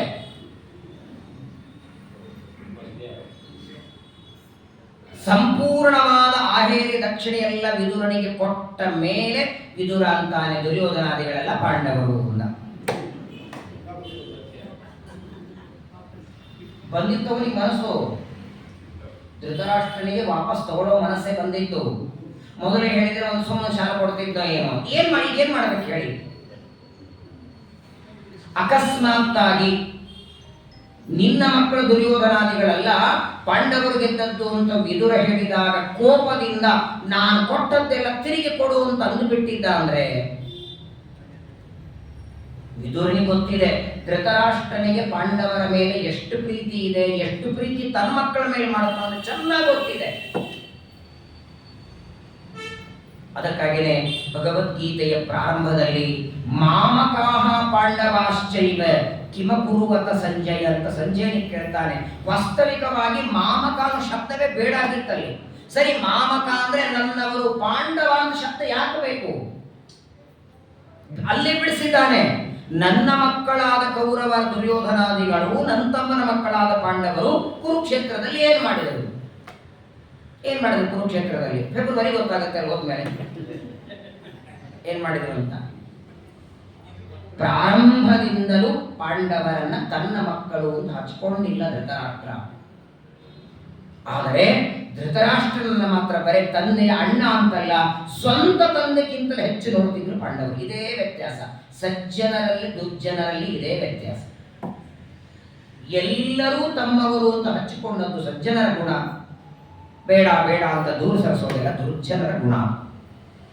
ಕೊನೆಗೆ ಪಾಂಡವರಿಗೆ ವಿವಾಹ ಆಯಿತು ನೋಡಿ. ಮೊದಲಂದ ಸಂತೋಷದಿಂದ ಉಡುಗೊರೆ ಕೊಟ್ಟ ಅಂತೆ, ಕೌರವ ನಿನ್ನ ಮಕ್ಕಳು ದುರ್ಯೋಧನಲ್ಲ, ಅರ್ಜುನ ಮತ್ಸ್ಯಯಂತ್ರ ಭೇದ ಮಾಡದ ಅಂದ್ರೆ ಇನ್ನಾಟಕರೇ ಮಾಡ್ಬೇಕಲ್ಲ. ಧೃತರಾಷ್ಟ್ರ ಅಂತಾನೆ ಬಹಳ ಸಂತೋಷ ಆಯಿತು ಅಂದ. ಒಂದು ಮಾತು ಹೇಳ್ತಾನೆ ಧೃತರಾಷ್ಟ್ರ ಅಂತಾನೆ, ನನ್ನ ಮಗನಾದ ದುರ್ಯೋಧನಿಗೆ ಮದುವೆ ಆದರೇನು, ಪಾಂಡವರಿಗಾದರೆ ಅವರು ನನ್ನ ಮಕ್ಕಳಲ್ವೇ. ಭಾವನಾಯಿತು ಕಿವಿ ಎಲ್ಲ ಅಂತ ದೊರೆಯೋದು ವಿದುರ. ಪಾಂಡವರಲ್ಲೂ ನನ್ನ ಮಕ್ಕಳು ಹೊಂದಿ ಅವರಿಗೆ ಮದುವೆ ಆದದ್ದು ಕೇಳಿ ಸಂತೋಷ ಪಟ್ಟಿಲ್ಲ, ಮಾನಸಿಕ ಸಂತೋಷ ಇರಲಿಲ್ಲ. ಸರಿ, ಪಾಂಡವರನ್ನ ಕರ್ಕೊಂಡು ಬರೋದಕ್ಕಾಗಿ ಬೇರೆಯವರನ್ನ ಕಳಿಸ್ತಿಲ್ಲ, ವಿದುರನಿಗೆ ಕಳಿಸ್ತಾನೆ. ಧೃತರಾಷ್ಟ್ರ ಅಂತ ನೀನು ಹೋದ್ರೆ ಅವರು ಬರ್ತಾರೆ. ಕಾರಣ ಮೊದಲನೇದ್ದು ನನ್ನ ಮಗ ದುರ್ಯೋಧನ ಹೇಗಿದ್ದಾನೆ ಗೊತ್ತವರಿಗೆ. ಬೇರೆ ಯಾವ ದೂತರನ್ನ ಚಾರರನ್ನ ಕರೆಸೋದು ಬೇಡ. ಮೊದಲನೇದು ಈ ವಿವಾಹ ಮಾಡಿಕೊಂಡಿದ್ದಾರೆ, ಮದುವೆ ಮಾಡಿಕೊಂಡ ದಂಪತಿಗಳನ್ನ ಕರೆಯೋದಕ್ಕೆ ನೀನೇ ಹೋದರೆ ಯೋಗ್ಯವಾಗಿತ್ತು ಅಂದಾಗ ಸರಿ ಹೋಗಿ ಬರ್ತೇನೆ ಅಂತ ಹೇಳಿ ತತಪ್ರಯಾತ ರಾಜಾನಃ ಹೊರಟ ಅಂತೆ ವಿದುರ. ವಿದುರ ಅಲ್ಲಿಂದ ಹೊರಡ್ತಾನೆ, ದ್ರುಪದ ರಾಜ್ಯಕ್ಕೆ ಬಂದ. ದ್ರುಪದ ಸ್ವಾಗತ ಮಾಡುತ್ತಾನೆ. ನೋಡಿ, ಶೂದ್ರನಾದರೂ ವಿದುರನಿಗೆ ಎಲ್ಲಿ ಹೋದರೂ ಗೌರವ ಇತ್ತಂತೆ. ಯಾವ ರಾಜರು ಅವನನ್ನು ಶೂದ್ರನಿಗೆ ಹೊರಗೆ ನಿಲ್ಲು ಅಂತಿರಲಿಲ್ಲ. ವೇದವ್ಯಾಸ ದೇವರು ಮಾಡಿದ ಸ್ಪೆಷಲ್ ಅನುಗ್ರಹ. ಮೂವರು ವ್ಯಾಸರಿಂದ ಬಂದವರೇ, ಧೃತರಾಷ್ಟ್ರ, ಪಾಂಡು, ವಿದುರ. ಕೇಳಿದ್ದೀರಿ, ಪಾಂಡು ಅಂತ ಸತ್ತೋದ, ಈಗ ಉಳಿದದ್ದೇ ಧೃತರಾಷ್ಟ್ರ, ವಿದುರ. ಅವರಿಬ್ಬರಲ್ಲೇನೆ ಎಷ್ಟು ಬೇಕಾದ ವ್ಯಕ್ತಿ ವಿದುರ ಇದ್ದ, ಅಷ್ಟೇ ಬೇಡಾದವನು ಧೃತರಾಷ್ಟ್ರ. ಅವನೊಬ್ಬ ಮರುತ್ತು, ಪರಾವಹ ಅನ್ನೋ ಮರುತ್ತಿನ ಅವತಾರ ಅಂಶ. ಆದರೆ ಇವನು ಸಾಕ್ಷಾತ್ ಧರ್ಮದೇವರು. ದ್ರುಪದ ರಾಜ ಸ್ವಾಗತ ಮಾಡ್ತಾನೆ, ಅರಕೆ ಪಾದ್ಯಗಳಿಂದ ಪೂಜೆಯನ್ನ ಮಾಡ್ತಾನೆ. ಪಾರ್ಥ ಇತಿ ಸ್ಮರಿದಿರೋ ಅವದಾಶು ಸೋಪಿ ಸಾಕ್ಷಾರ ಗೂಹನ ಪರೋ ಯದಿ ತರ್ಹ್ಯತೀವ. ಆಗಿದ್ದಾಗ ಎಲ್ಲ ಪಾಂಡವರು ಓಡಿ ಬಂದ್ರಂತೆ. ಎಷ್ಟು ಪ್ರೀತಿ ನೋಡಿ, ಪಾಂಡವರಿಗೂ ವಿದುರನ ಮೇಲೆ ಅಷ್ಟು ಅಭಿಮಾನ. ಕೇವಲ ವಿದುರನಿಗೆ ಪಾಂಡವರ ಮೇಲೆ, ವಿದುರನಿಗೆ ಅಣ್ಣನ ಮಕ್ಕಳು ಅಂತ ಪ್ರೀತಿ ಇತ್ತು. ಪಾಂಡವರಿಗೆ ವಿದುರನ ಮೇಲೆ ಅಭಿಮಾನ ಇರೋದಕ್ಕೆ ಬರೀ ಚಿಕ್ಕಪ್ಪ ಅಂತಲ್ಲ, ವೇದವ್ಯಾಸ ದೇವರ ಪ್ರೀತಿಯ ಶಿಷ್ಯ ಅಂತ. ಸಕಲ ವಿದ್ಯೆಗಳನ್ನು ವ್ಯಾಸರಿಂದ ಓದಿದ. ಹಾಗಾಗಿ ತಮಗೇನೇ ಸಮಸ್ಯೆಗಳ ಬಂದರೂ ಧರ್ಮರಾಜ ಏಕಾಂತದಲ್ಲಿ ತಮ್ಮ ಚಿಕ್ಕಪ್ಪನ ಸಲಹೆಯನ್ನು ತಗೊಳ್ಳುತ್ತಿದ್ದ. ಅವರಿಗೆ ಎಲ್ಲ ಪಾಂಡವರು ಬಂದಿದ್ದಾರೆ, ಪರಸ್ಪರವಾಗಿ ಮಾತಾಡ್ತಾರೆ. ಸ್ವಲ್ಪ ಹೊತ್ತು ಮಾತಾಡಿದ ಮೇಲೆ ಆಗ ವಿದುರ ಹೇಳ್ತಾನೆ, ನೀವಿನ್ನ ಇಲ್ಲಿರೋದು ಬೇಡ, ನಾವು ಶೀಘ್ರದಲ್ಲಿ ಹೊರಡೋಣ ಅಂತ. ಆಯ್ತಲ್ಲ, ವಿವಾಹ ಆಯಿತು, 1 ವರ್ಷ ನೀವು ಮಾವನ ಮನೆಯಲ್ಲಿ ಉಳಿದದ್ದಾಯಿತು, ಈಗ ನಾವು ಮತ್ತೆ ಹೋಗೋಣ. ಧರ್ಮರಾಜ ಅಂತಾನೆ, ಅಲ್ಲ ಅಣ್ಣ, ನೀನೇನೋ ಕರೆಯೋದಕ್ಕೆ ಬಂದಿದ್ದೆ ಚಿಕ್ಕಪ್ಪ ಅಂತಾನೆ. ಅಲ್ಲಿ ಹೋದ್ರೆ ಆದರೆ ಗೌರವ ಆಗಬೇಕಲ್ಲ. ಇಲ್ಲಪ್ಪ, ಅಲ್ಲೆಲ್ಲರೂ ನಿಶ್ಚಯ ಮಾಡಿದ್ದಾರೆ. ಭೀಷ್ಮ, ದ್ರೋಣ, ಕೃಪಾ, ಅಶ್ವತ್ಥಾಮ, ಶಕುನಿ ಇವರೆಲ್ಲರೂ ನಿಮ್ಮನ್ನು ಸ್ವಾಗತ ಮಾಡಬೇಕು ಅಂತ ಕಾಯ್ತಿದ್ದಾರೆ. ನಿಮ್ಮ ಮನೆ ಅದು ಅಲ್ವೇ? ನಿಮ್ಮ ತಂದೆ ಪಾಂಡುರಾಜ ಕಟ್ಟಿದ ಅರಮನೆ ಅದು. ಮಾವನ ಮನೆಯಲ್ಲಿ ಉಳಿಯೋದು ಬೇಡ. ತಥೋ ದುರ್ಯೋಧನಶ್ಚೈವ ರಾಧೇಯಶ್ಚ ವಿಷಾಂಪತೆ. ಎಲ್ಲರೂ ನಿನ್ನ ಸ್ವಾಗತಕ್ಕಾಗಿ ಕಾಯ್ತಿದ್ದಾರೆ. ಶೀಘ್ರದಲ್ಲಿ ದ್ರೌಪದಿ ಅಲಂಕಾರವನ್ನು ಮಾಡಿಕೊಂಡು ಇಲ್ಲಿಂದ ಹೊರಡೋಣ. ಎಲ್ಲ ಗೊತ್ತಿದೆ, ಸರ್ವಜ್ಞರಾದ ಪರಮಾತ್ಮನ ಭಕ್ತರಾದ ಪಾಂಡವರಿಗೆ ಅಲ್ಲೇನಾಗೋದಿದೆ ಅಂತ ಎಲ್ಲ ಗೊತ್ತು. ಆದರೂ ಒಂದು ಬಾರಿ ದೊಡ್ಡವರು ಕರೆದಾಗ ಇಲ್ಲನಬಾರದು. ಭೀಷ್ಮಾಚಾರ್ಯರು, ದ್ರೋಣಾಚಾರ್ಯ ಕರೆದಿದ್ದಾರೆ, ಕರೆಯೋದಕ್ಕೆ ತನ್ನ ಚಿಕ್ಕಪ್ಪ ಬಂದಿದ್ದಾರೆ, ಸರಿ ಹೋಗೋಣ ಅಂತ ಹೇಳಿ ಎಲ್ಲರೂ ಸಿದ್ಧರಾಗಿದ್ದಾರೆ, ಅಲಂಕಾರ ಮಾಡಿಕೊಂಡು ಹೊರಟಿದ್ದಾರೆ. ಹೊರಟ್ರೆ ಭೀಮಸೇನ ದೇವರು ಅರ್ಜುನನಿಗೆ ಹೇಳ್ತಾರೆ, ಯಾವುದೇ ಪ್ರಸಂಗದಲ್ಲಿ ಅಲ್ಲೇನೇ ಅವಮಾನ ನಡೆದರೂ ಈಗಿಂದೀಗ ನಾವು ಯಾವುದೂ ನಿರ್ಧಾರ ತಗೊಳ್ಳೋದು, ಯಾಕಂದ್ರೆ ಇನ್ನೂ ಬೇಕಾದಷ್ಟು ಕಾರ್ಯ ಇದೆ. ಆಗ ಏನೋ ಸ್ವಲ್ಪ ಸ್ವಾಗತದಲ್ಲಿಯೋ ಯಾವುದರಲ್ಲಿ ಏನೇ ಅಸಮಾಧಾನ ಆದರೂ ಬೇಡ, ಎಲ್ಲವೂ ಪರಮಾತ್ಮನ ಮೇಲೆ ಬಿಟ್ಟು ಬಿಡೋಣ, ದೇವರಿದ್ದಾನೆ ಅಂತ ಇಷ್ಟೆಲ್ಲ ವಿಚಾರ ಮಾಡಿ ಬಂದಿದ್ದಾರೆ. ಇಲ್ಲಿ ನೋಡಿ, ಎಷ್ಟು ಸ್ವಾಗತಕ್ಕೆ ಎಷ್ಟು ಸಿದ್ಧತೆ ಮಾಡಿದ ಧೃತರಾಷ್ಟ್ರ. ತನಗೆ ಬೇಡಾದವರು ಪಾಂಡವರು ಇಲ್ಲಿ ಬಂದ್ರೆ ತನ್ನ ಮಕ್ಕಳಿಗೆ ತೊಂದರೆ ಇದೆ ಅಂತ ಗೊತ್ತಾಗಿತ್ತು ಧೃತರಾಷ್ಟ್ರನಿಗೆ. ಆದರೂ ನಾಟಕಕ್ಕಾದರೂ ಮಾಡಬೇಕಾಗಿತ್ತವನು. ಆದರೆ ನಾಟಕನು ಎಷ್ಟು ಚೆನ್ನಾಗಿ ಮಾಡಿದ್ದ ಅಂದ್ರೆ, ಸಮಗ್ರವಾದಂತಹ ಹಸ್ತಿನಾವತಿಯನ್ನು ಅಲಂಕಾರ ಮಾಡಿದ್ದಾರೆ, ತೋರಣಗಳನ್ನು ಕಟ್ಟಿದ್ದಾರೆ, ಎಲ್ಲ ಕಡೆಗೆ ತಳಿ ರಂಗವಲ್ಲಿ ಹಾಕಿದ್ದಾರೆ. ಪಾಂಡವರ ಸ್ವಾಗತಕ್ಕೆ ಅನೇಕ ಬೇರೆ ಬೇರೆಯಾದಂತಹ ವಾಹನಗಳು, ವಾದ್ಯಗಳೆಲ್ಲ ತರಿಸಿದ್ದಾರೆ. ಯಾವಾಗಲೂ ದೊಡ್ಡವರ ಆಶ್ರಯದಲ್ಲಿದ್ದರೆ, ಹಿರಿಯರ ದೊಡ್ಡವರ ಮಾರ್ಗದರ್ಶನದಲ್ಲಿದ್ದರೆ ಯಾವಾಗಲೂ ಒಳ್ಳೆಯದೇ ಆಗುವುದು. ಭೀಷ್ಮಾಚಾರ್ಯರು, ದ್ರೋಣಾಚಾರ್ಯರಂತಹ ಜ್ಞಾನಿಗಳಿದ್ದಾರೆ. ಮಮಾಪೇಶ ಮತಿಸ್ತಾತ ಯಾ ಭೀಷ್ಮಸ್ಯ ಮಹಾತ್ಮನಃ. ಇಬ್ಬರು ಹೇಳಿದ್ದು ಒಂದೇ ಮಾತು. ಭೀಷ್ಮಾಚಾರ್ಯ ಹೇಳಿದ್ದು, ದ್ರೋಣಾಚಾರ್ಯ ಹೇಳಿದ್ದು, ಪಾಂಡವರು ಇಲ್ಲಿ ಬಂದ್ರೇನೆ ಜಗತ್ತಿಗೆ ಕ್ಷೇಮ ಅಂದರು. ಅವ್ರ ಮನೆಗೆ ಅವರು ಬರಬೇಕು, ಅವರು ಇಲ್ಲೇ ವಾಸ ಮಾಡಬೇಕು. ಇದು ಎಲ್ಲರಿಗೂ ಉತ್ತಮವಾದ ವಿಚಾರ. ಯಾರು ಪಾಂಡವರನ್ನ ದ್ರೋಹನು ಮಾಡತಕ್ಕದ್ದಲ್ಲ, ಇಲ್ಲಿ ಯಾಕೆ ಬಂದ್ರಿ ಅನ್ನತಕ್ಕದ್ದಲ್ಲ. ಅವರಿಗೆ ಆದರದಿಂದ ಸತ್ಕಾರವನ್ನ ಮಾಡಿ, ಸಾಮಾನ್ಯವಾಗಿ ಸಣ್ಣ ವಯಸ್ಸಿನೊಳಗೆ ತಂದೆಯನ್ನ ಕಳ್ಕೊಂಡ್ರೆ ಏನಾಗತ್ತೆ ಗೊತ್ತಲ್ಲ. ಎಲ್ಲಿವರೆಗೆ ತಂದೆ ಬದುಕಿರ್ತಾನೆ ಅಲ್ಲಿವರೆಗೆ ಯಾವ ಜವಾಬ್ದಾರಿ ಮೈ ಮೇಲೆ ಬಿದ್ದಿರಲ್ಲ. ತಂದೆ ಬದುಕಿರೋವರೆಗೆ ಜವಾಬ್ದಾರಿ ಗೊತ್ತಿಲ್ಲ, ತಾಯಿ ಬದುಕಿರೋವರೆಗೆ ಹಸಿವು ಗೊತ್ತಿಲ್ಲ. ಅನೇಕ ನಮ್ಮ ಯತಿಗಳ ಚರಿತ್ರೆಯೊಳಗೆ, ದಾಸರ ಚರಿತ್ರೆಯೊಳಗೆ ನೋಡ್ತೀವಿ. ವಿಜಯದಾಸರಿಗೆ 3-4 ವರ್ಷ, ಅಷ್ಟು ಚಿಕ್ಕ ವಯಸ್ಸಿನೊಳಗೆ ತಂದೆಯನ್ನ ಕಳ್ಕೊಂಡ್ರು. 3 ಜನ ತಮ್ಮಂದರು ಬೆನ್ನ ಮೇಲೆ, 3 ಜನ ತಮ್ಮಂದರು, ತಾಯಿ, ಅವರೆಲ್ಲರ ಹೊಟ್ಟೆ ತುಂಬಬೇಕು. ಹಾಗಾಗಿ 4ನೇ ವರ್ಷಕ್ಕೇನೆ ಕೆಲಸ ಶುರು ಮಾಡಿಬಿಟ್ಟ. ಹೇಗೆ ಬಳಸ್ಕೋತಿದ್ರು ಅವರನ್ನ.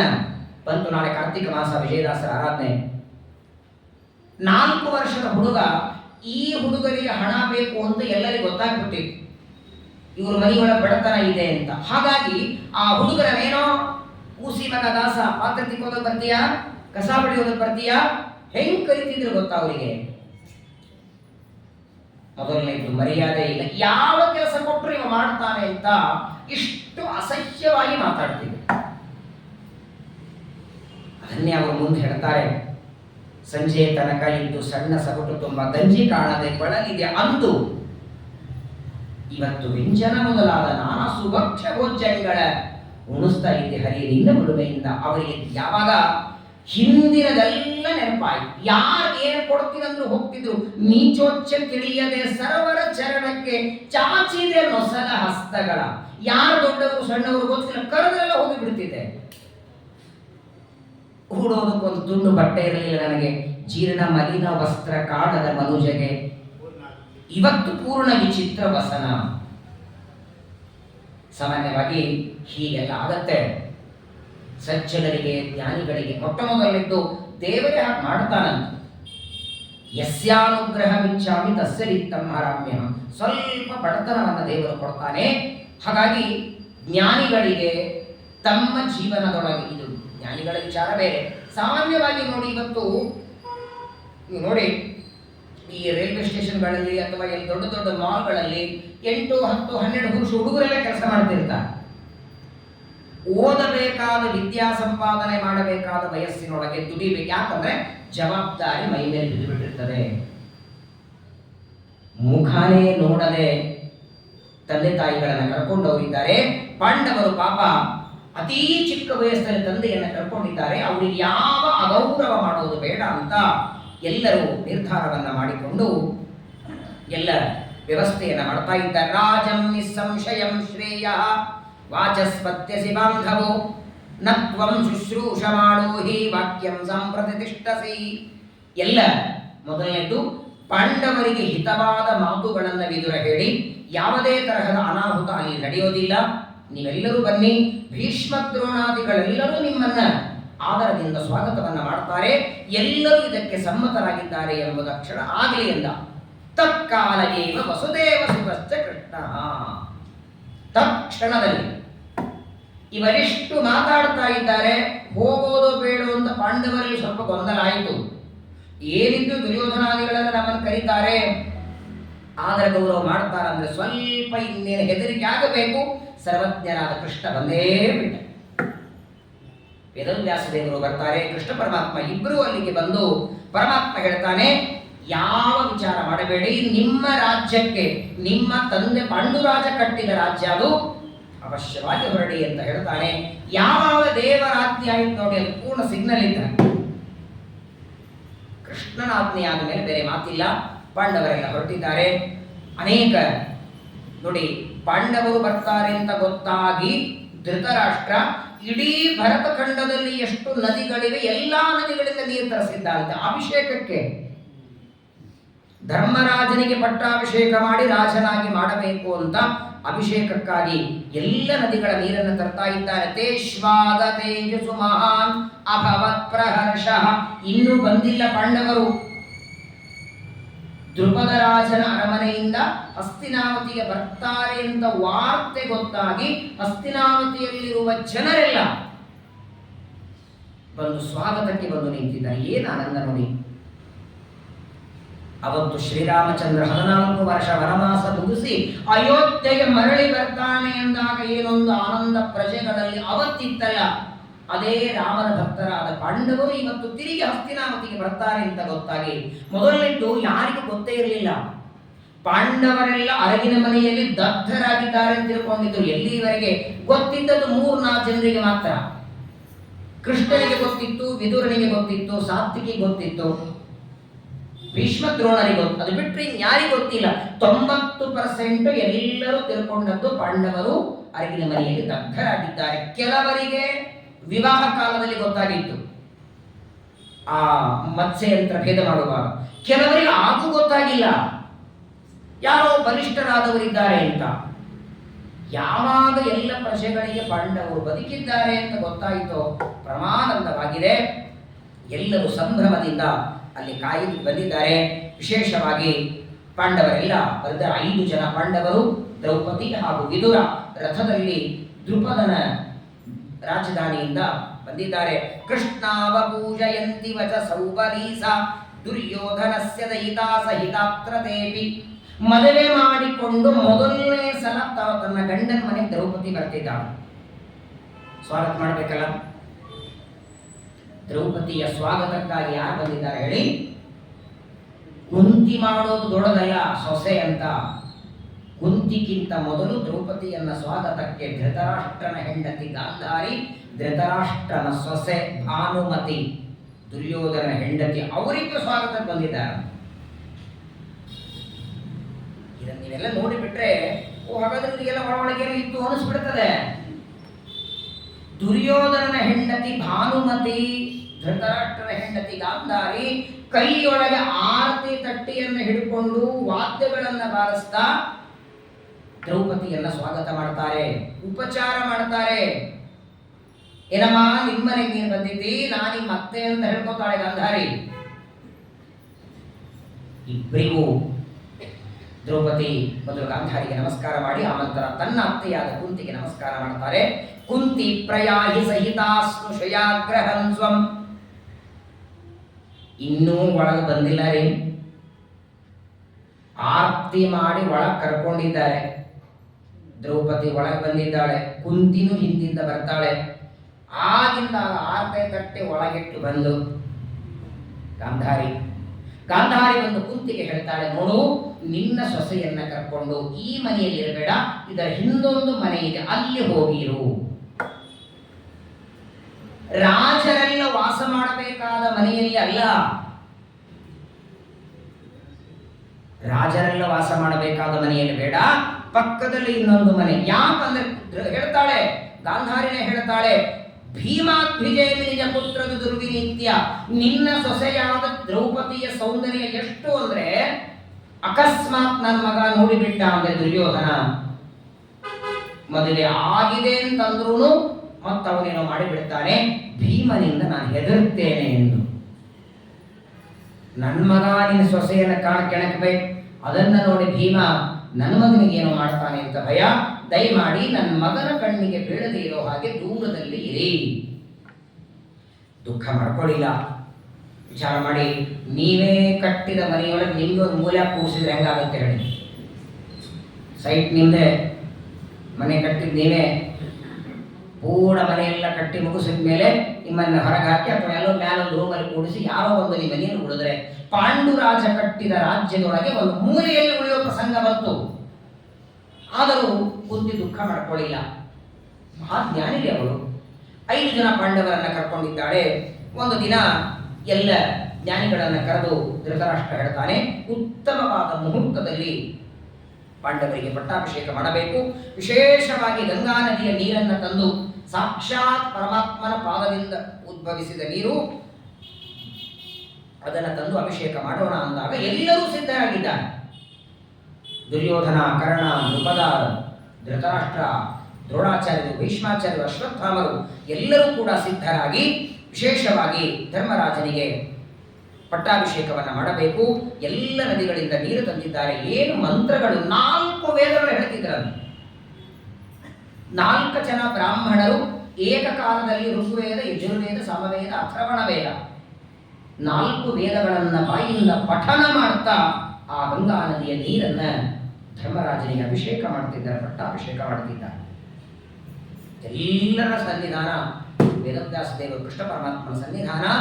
ಇನ್ನೇನು ಪಟ್ಟಾಭಿಷೇಕ ಆಗ್ತಾ ಇದೆ, ವೈಭವದಿಂದ ಮಂತ್ರಪೂರ್ವಕವಾಗಿ ಪಟ್ಟಾಭಿಷೇಕ ಮಾಡಿ. ಆದರೆ ಧೃತರಾಷ್ಟ್ರ ಹೇಳ್ತಾನೆ, ನೋಡು ಧರ್ಮರಾಜ, ಈ ತರಹದ ಪಟ್ಟಾಭಿಷೇಕ ನನ್ನ ಮಕ್ಕಳಿಗೆ ಆಗಿಲ್ಲ. ನನ್ನ ಮಗನಾದ ದುರ್ಯೋಧನನಿಗೆ ಇಷ್ಟು ಮಂತ್ರಗಳ ಹೇಳಿ ಪಟ್ಟಾಭಿಷೇಕ ಆಗಿಲ್ಲ. ಅದಕ್ಕೂ ಮಿಗಿಲಾಗಿ ನಿನಗೆ ಅಭಿಷೇಕ ಆಗಿದೆ, ನನಗೆ ಬಹಳ ಸಂತೋಷ. ಆದರೆ ನಾನೊಂದು ಮಾತು ಹೇಳ್ತೇನೆ, ಕೇಳ್ತೀಯಾ? ಹೇಳಿ ಆಜ್ಞೆ ಮಾಡಿ ಅಂತ ಧರ್ಮರಾಜ ಅಂತಾನೆ. ಆಗ ಧೃತರಾಷ್ಟ್ರ ಹೇಳ್ತಾನೆ, ನೋಡು, ತತ್ರಾರ್ಥ ರಾಜ್ಯಮನುಭುಂಕ್ಷ್ವ ಸಹಾನುರೀಸ್ತ್ವಂ ಕೋಶಾರ್ಥಮೇವ ಚ ಗ್ರಹಾಣ ಪುರಾಹಿ ಶಕ್ರಃ. ನಿನಗೆ ನಾನು ಪಟ್ಟಾಭಿಷೇಕ ಮಾಡಿ ರಾಜನಾಗಿ ಮಾಡಿದ್ದೇನೆ, ಆದರೆ ನೀನು ಹಸ್ತಿನಾವತಿಯಲ್ಲಿ ರಾಜ್ಯ ಆಳೋದಿಲ್ಲ.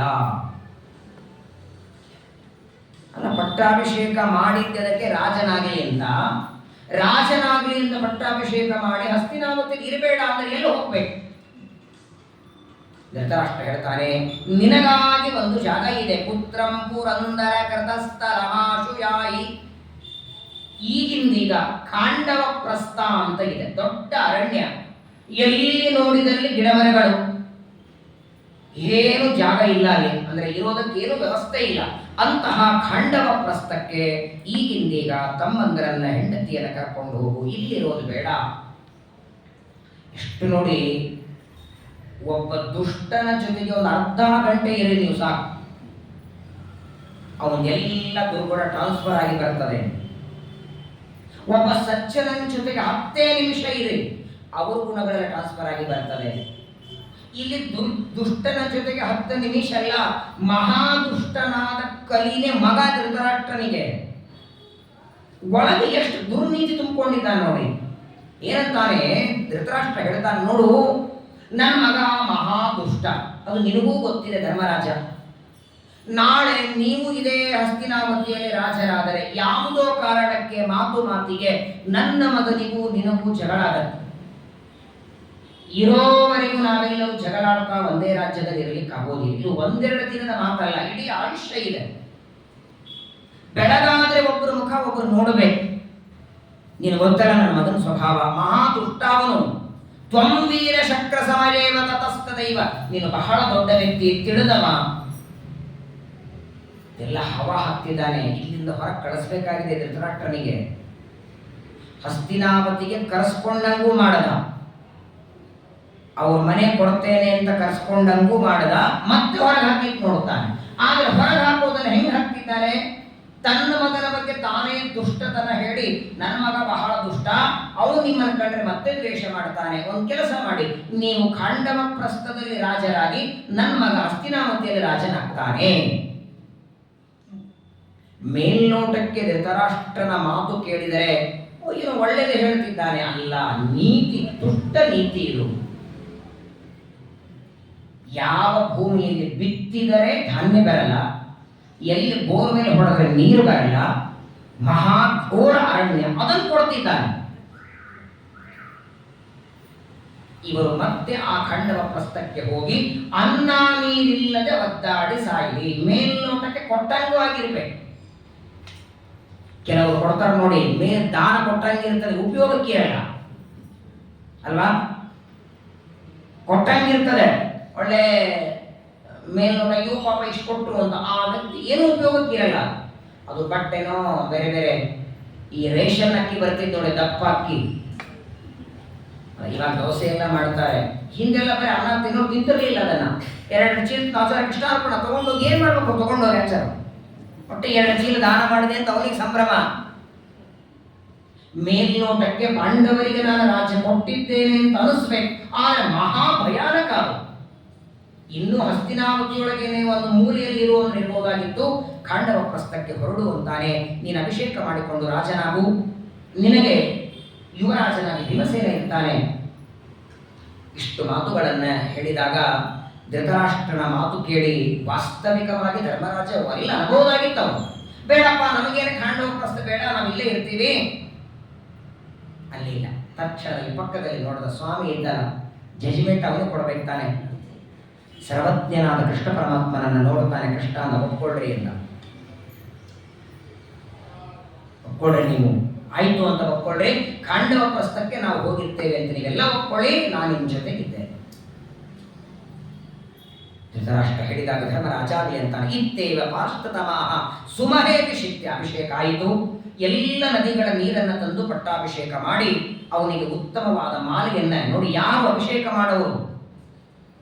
ವೇದ ಮಂತ್ರಗಳನ್ನ ಬ್ರಾಹ್ಮಣರು ಪಠನ ಮಾಡ್ತಿದ್ರೆ ಅಭಿಷೇಕದ ಕಲಶವನ್ನ ವ್ಯಾಸರ ಕೈಯಲ್ಲಿ ತಂದು ಕೊಟ್ಟರಂತೆ. ವೇದವ್ಯಾಸರ ಅಭಿಷೇಕ ಮಾಡ್ತಿದ್ರಂತೆ ನೋಡಿ. ಯಾವ ವ್ಯಾಸರಿಗೆ ನಾವೆಲ್ಲ ಅಭಿಷೇಕ ಮಾಡಿ ತೀರ್ ತಗೊಳ್ತೀವಿ ಅಂತ ವಾಸಿಷ್ಠ ಕೃಷ್ಣ ಮಮದೇಯಿ ಕರಾವಲಂಬಂ ಅನಂತ ಗುಣಪೂರ್ಣ ಮಹಾಭಾರತ ಭಾಗವತಾದಿಗಳನ್ನ ಜಗತ್ತಿಗೆ ಕೊಟ್ಟ ಬ್ರಹ್ಮಸೂತ್ರ ಬರದ ಸರ್ವಜ್ಞನಾದ ಪರಮಾತ್ಮ ವೇದವ್ಯಾಸ ದೇವರು ಪಟ್ಟಾಭಿಷೇಕ ಮಾಡಿದ್ದಾರೆ. ಎಲ್ಲ ಊರಿನ ಜನ ಎಲ್ಲ ನೋಡುತ್ತಿದ್ದಾರೆ, ಇನ್ನೇನು ಧರ್ಮರಾಜ ಪಟ್ಟಾಭಿಷೇಕ ಮಾಡಿಕೊಂಡು ರಾಜನಾಗ್ತಾನೆ ಅಂತ. ಅಷ್ಟರೊಳಗೆ ವಾರ್ತೆ ಬಂತಲ್ಲ, ಪಾಂಡವರು ಇಲ್ಲಿರೋದಿಲ್ಲ, ಖಾಂಡವ ಪ್ರಸ್ಥಕ್ಕೆ ಹೊರಡುತ್ತಾರೆ. ಯಾವಾಗ ದುರ್ಯೋಧನ ಈ ಕೂಟ ನೀತಿ ಒಳಗೆ ತೆಗೆದಿದ್ದಾನೆ ಅಂತ ಗೊತ್ತಾಯಿತೋ ಆಗಿಂದಾಗ ಸಮಗ್ರ ಹಸ್ತಿನಾವತಿಯಲ್ಲಿರುವ ಜನರೆಲ್ಲ ಮನೆಗೆ ಹೋಗಿ ಬರಬರ ಬ್ಯಾಗ್ ತಗೊಂಡು ಪ್ಯಾಕ್ ಮಾಡ್ಕೊಂಡು ಹೊರಟ್ರಂತ. ಇಡೀ ಹಸ್ತಿನಾವತಿ ಕಾಲೆ ಎಲ್ಲಿ ಅಂದ್ರೆ ಎಲ್ಲಿ ಪಾಂಡವರು ಇರ್ತಾರೆ ಅಲ್ಲೇ ಹೋಗಿರ್ತೀವಿ. ಶ್ರೀರಾಮಚಂದ್ರ ವನವಾಸಕ್ಕೆ ಹೊರಟಾಗ ಅಯೋಧ್ಯೆ ಜನ ಬೆನ್ನ ಹತ್ತಿತ್ತಲ್ಲ. ರಾಮ ಹೇಳ್ತಾನೆ, ನಾನೇನು ವನವಾಸಕ್ಕೆ ಹೊರಟೇನೆ, ಎಲ್ಲೋ ಮಾಲಿಗೆ ಶಾಪಿಂಗ್ ಹೊರಟಿಲ್ಲ, ಅಲ್ಲಿ ಏನು ಊಟ ಮಾಡಿ ನೀನು ಹೆಂಗಿರ್ತೀವಿ ಹಂಗಿರ್ತೀವಿ ಅಂತಾರೆ.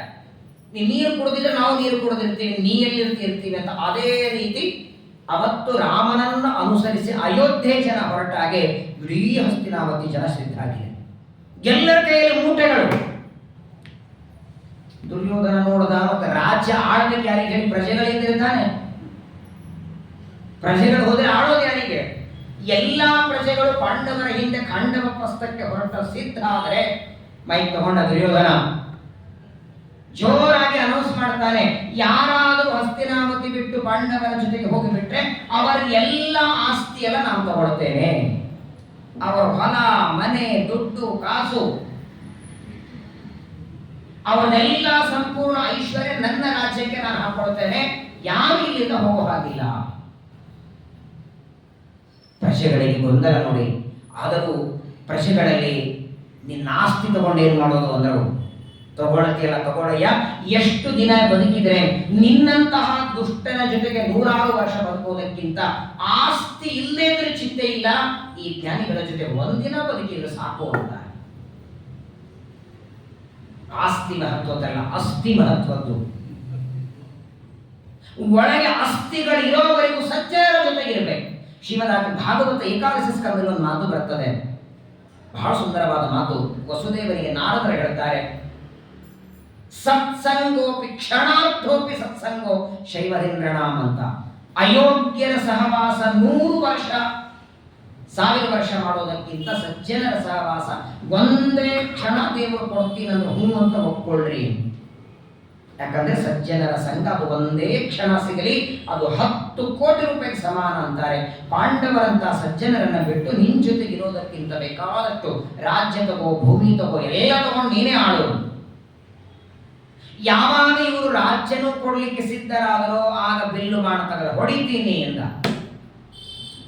ಯಾರಾದರೂ ಇಲ್ಲಿಂದ ಪಾಂಡವರ ಜೊತೆ ಹೋದರೆ ಅವರನ್ನ ಕೊಂದು ಹಾಕಿ ಬಿಡ್ತೇನೆ ಅಂತ ಹೆದರಿಸ್ತಾನೆ.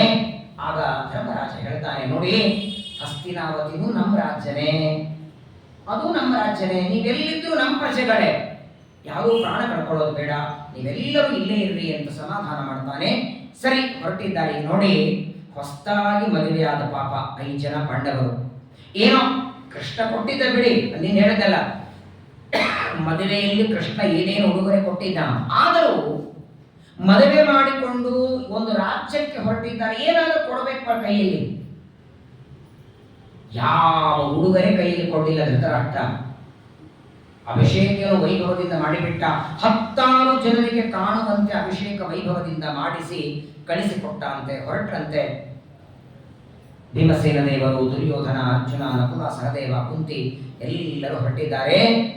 ಅಲ್ಲಿ ಬಂದ್ರಂತೆ, ನೋಡುತ್ತಾರೆ ಯಾವ ಸ್ಥಳದಲ್ಲಿ ಹೋಗಿರುವಂತ ಧೃತರಾಷ್ಟ್ರ ಆಜ್ಞೆ ಮಾಡಿದ. ನೋಡುತ್ತಾರೆ, ಎಂಥ ಸ್ಥಳ ಇದು. ಮನೆ ಕಟ್ಲಿಕ್ಕೆ ಸಾಧ್ಯ ಇಲ್ಲ, ಯಾರ ಹತ್ರ ನದಿ ಇಲ್ಲ, ಬೋರ್ವೆಲ್ ಇಲ್ಲ. ಹೇಳದಲ್ಲ, ಹೊಡೆದರೆ ನೀರು ಬರಲ್ಲ, ಬಿತ್ತಿದರೆ ಧಾನ್ಯ ಬರಲ್ಲ, ಬಂಜರ ಭೂಮಿ ಅದು. ಹೆಂಗ್ರಿ ವಾಸ ಮಾಡ್ತಾರೆ? ಒಂದು ಕಟ್ಟಿಗೆಯ ಕೊಂಪೆ ಇಲ್ಲ, ಇರೋದಕ್ಕೊಂದು ಮನೆ ಇಲ್ಲ. ಪಾಂಡವರೆಲ್ಲ ಬರ್ತಾರೆ, ನೋಡ್ತಾರೆ, ಏನ್ ಮಾಡೋದು ಅಂತ ವಿಚಾರ ಮಾಡುತ್ತಿದ್ದಾರೆ. ಇನ್ನೂ ಇವರು ಎಲ್ಲಿರೋದು ಅಂತ ವಿಚಾರ ಮಾಡುತ್ತಿದ್ದಾರೆ. ಜೊತೆಗೆ ಬಂದೇ ಬಿಟ್ಟ ಸ್ವಾಮಿ ಕೃಷ್ಣ.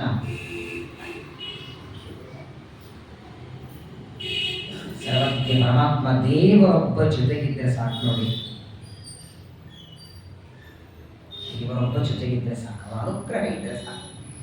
ತಕ್ಷಣದಲ್ಲಿ ಪಾಂಡವರ ಜೊತೆಗೆ ಕೃಷ್ಣ ಬರ್ತಾನೆ. ಕೃಷ್ಣ ಪರಮಾತ್ಮ ಬಂದು ಹೇಳ್ತಾನೆ, ಯಾವ ಚಿಂತೆ ಮಾಡಬೇಡಿ. ಹಾಗಿದ್ದಾಗ ವಿಶ್ವಕರ್ಮನನ್ನ ಕರೆದ, ಈ ಖಾಂಡವ ಪ್ರಸ್ಥವನ್ನು ಇಂದ್ರಪ್ರಸ್ಥ ಮಾಡುವಂದ. ಕ್ರಿಮಿಯಿಂದ ರಾಜ್ಯ ಆಳಿಸಿದ ಸ್ವಾಮಿ. ನಾನು ಈ ಕಥೆ ಹೇಳುವಾಗ ನನ್ನ ಕಣ್ಣಲ್ಲಿ ನೀರು ಬರದೇ ಇರಲ್ಲ. ಪ್ರಪಂಚದೊಳಗೆ ಎಲ್ಲರೂ ಕೈ ಬಿಡ್ತಾರೆ, ದೇವರ ಕೈ ಬಿಡೋದಿಲ್ಲ. ನಾನು ಬೆಂಗಳೂರಿಗೆ ಬರಬೇಕಾದಾಗ ನಮ್ಮ ಸ್ವಾಮಿಗಳು ಸತ್ಯಾತ್ಮರು ಒಂದು ಮಾತು ಹೇಳಿದರು. ನಾನು ಗುಲ್ಬರ್ಗದಲ್ಲಿದ್ದೆ, ಹೋಗ್ಬೇಡ ಅಂದ್ರೆ ಬೆಂಗಳೂರಿಗೆ.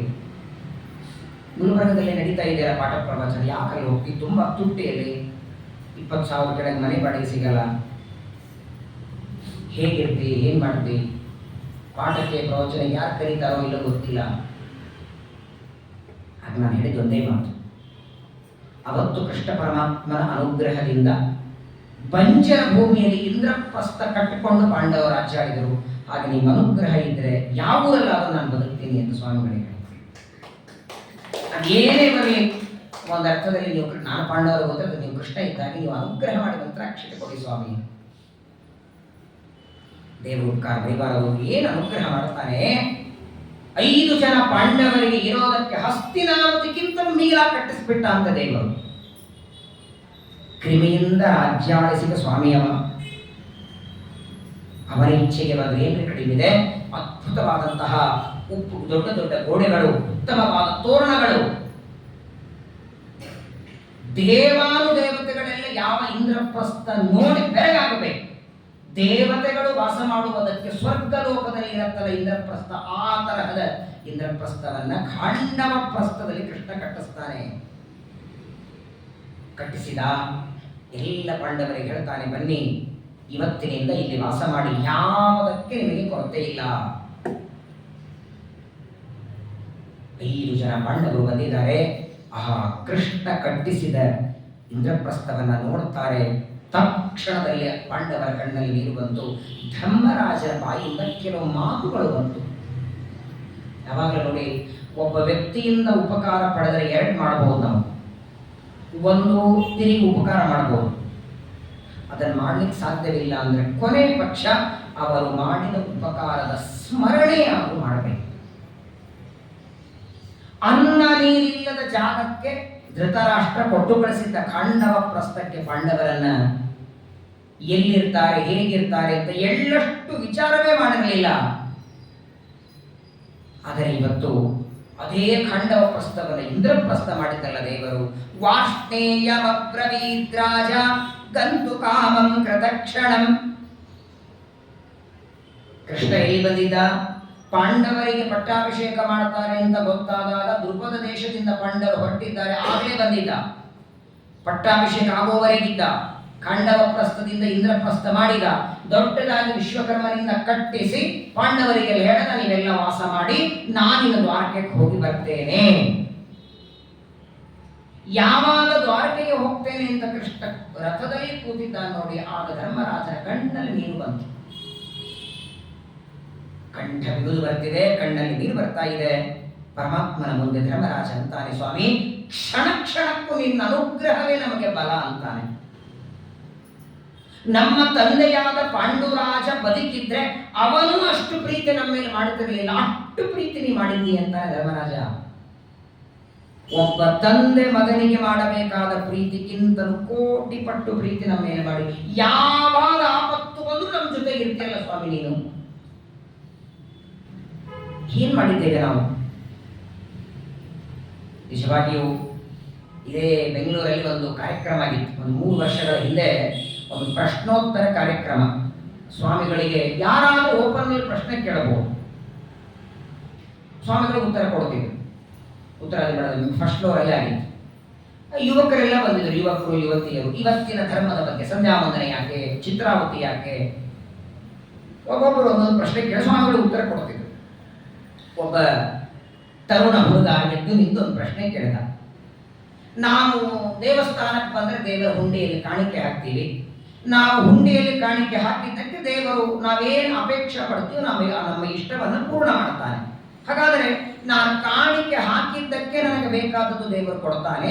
ಇದರೊಳಗೆ ದೇವರ ದೊಡ್ಡ ಸ್ಥಿತಿ ಏನು ಬಂತು? 50 ರೂಪಾಯಿ ಕೊಡ್ತೇನೆ, ಅಂಗಡಿಯವರು ಸಕ್ಕರೆ ಕೊಡ್ತಾನೆ. ನಾನು 50 ರೂಪಾಯಿ ಕೊಡದೆ ಅಂಗಡಿಯವರು ಸಕ್ಕರೆ ಕೊಟ್ಟಿದ್ದ ಅಂದ್ರೆ ಆಗ ಓಪ ಅಂಗಡಿಯನ್ನು ಉಪಕಾರ ಮಾಡದ ನನ್ನ ಮೇಲೆ, ನಾನು ದುಡ್ಡು ಕೊಡದೇನೂ ಸಕ್ಕರೆ ಕೊಟ್ಟ ಅಂತ ಅವನು ಉಪಕಾರ ಅನ್ಬೇಕು. ದೇವರು ಉಪಕಾರ ಏನು ಬಂತೀವಿ, ಹುಂಡಿಗೆ ಹಾಕ್ತೀವಿ ಕೊಡ್ತಾನೆ ಅಂತ ಕೇಳಿದ್ರೆ ಸ್ವಾಮಿಗಳು ಸತ್ಯಾತ್ಮರಂದ್ರು, ಈ ಪ್ರಶ್ನೆಗೆ ಉತ್ತರ ಇಲ್ಲೇ ಕೊಡಲು ನನ್ನ ರೂಮಿಗೆ ಬರ್ತೀವ, ಏಕಾಂತದಲ್ಲಿ ಹೇಳೋ ಇಲ್ಲೇ ಹೇಳೋ. ಯಾವಾಗ ರೂಮ್ಗಳ ಬರ್ತೀವಿ ಅಂದ್ರೆ ಗಾಬರಿ ಬಿಟ್ಟ ಹುಡುಗ, ಒಂದು ಕೆಲಸ ಮಾಡು, ಇವತ್ತು ಮನೆಗೆ ಹೋಗು, ನಾಳೆಗೆ ನೀನು ಮತ್ತೆ ಮಠಕ್ಕೆ ಬಾ. ಇವತ್ತಿನವರೆಗೆ ನೀನು ಹುಟ್ಟಿದ ಮೇಲೆ ಎಂದು ನಿನಗೆ ಬುದ್ಧಿ ಬಂತು ಅವತ್ತಿನಿಂದ ನೀನು ಎಷ್ಟು ಹುಂಡಿಯಲ್ಲಿ ಹಾಕಿದ್ದಿ ಒಂದು ಲೆಕ್ಕ ಮಾಡ್ಕೊಂಡು ಬಾ. ನಿನ್ನ ಪ್ರಶ್ನೆಗೆ ಉತ್ತರ ನಾಳೆ ಕೊಡ್ತೇನೆ ನಾನು. ಇವತ್ತಿನವರೆಗೆ ನೀನು ಎಷ್ಟು ಹಾಕಿದ್ದಿ ಹುಂಡಿಗೆ, ಅದರ ಬದಲೇ ದೇವರಿಂದ ಎಷ್ಟು ಪಡೆದಿದ್ದಿ ಲೆಕ್ಕ ಮಾಡ್ಕೊಂಡು ಬಾ. ಒಂದು ವೇಳೆ ನೀನು ಹುಂಡಿಯಲ್ಲಿ ಹಾಕಿದ್ದಕ್ಕೆ ದೇವರು ಕೊಡೋ ಹಾಗಿದ್ದಿದ್ರೆ ನೀನು ಹಾಕಿದ್ದಕ್ಕೆ ನಿನ್ನ ತಲೆಯೊಳಗಿರುವ ಒಂದು ಕೂದಲಿನ ಬೆಲೆನೂ ಕಟ್ಟಲಿಕ್ಕಾಗಲ್ಲಯ್ಯ. ಸಾಮಾನ್ಯವಾಗಿ ನೋಡಿ, ಯಾವ ನೋಟುಗಳಿಗೆ ಎಲ್ಲೂ ಬೆಲೆ ಇರಲ್ಲ ಅವೆಲ್ಲ ಹುಂಡಿಯಲ್ಲಿ ಇರ್ತಾರೆ. ಅಲ್ಲ, ಪ್ರಾಕ್ಟಿಕಲ್ ಆಗಿ ಹೇಳ್ತೀನಿ, ನಾನು ತಿಳ್ಕೊಬೇಡಿ. ಅಂಗಡಿಯವರ ಹತ್ರ ಹೋದ್ರೆ ನಿರಾಕಂತ ನಡೆಯಲಿಲ್ಲ ಅಂತಾರೆ, ಅವರು ಹರಿದು ನೀವು ಕೊಟ್ಟು ತಗೊಳ್ಳಲ್ಲ ಅಂತಾರೆ. ಇಲ್ಲಿ ಹಾರಿ ನಮ್ಮ ಹನುಮಪ್ಪ ಏನಿರಲ್ಲ, ರಾಮಪ್ಪ ಏನಾಗಲ್ಲ, ಹಾಕೋದು ಹೋಗ್ಬಿಡೋದು ಅಷ್ಟೇ. ಹಾಕೋದೆ 20-10 ರೂಪಾಯಿ ನೋಟು, ಅದು 30 ಕಡೆ ಹರಿದದ್ದು. ನಾವು ಹಾಕಿದ್ದೆಷ್ಟೋ ಕೊಟ್ಟಿದ್ದೆಷ್ಟ್ರಿ, ಬೆಲೆ ಕಟ್ಟಲಿಕ್ಕಾಗತ್ತೆ? ಏನ್ ಬೇಡ, ದೇವರಿಂದ ನಾವು ಪಡೆದದ್ರೊಳಗೆ ಇದು ಒಂದು ಮಾನವ ಶರೀರ ಒಂದು ನೆನೆಸ್ಕೊಳ್ಳಿ ಸಾಕು. ಏನ್ ನಾವು ಎಷ್ಟು ಹಾಕೀವಿ, ಏನು ಕೊಟ್ಟಿದ್ದಾರೆ ದೇವರು.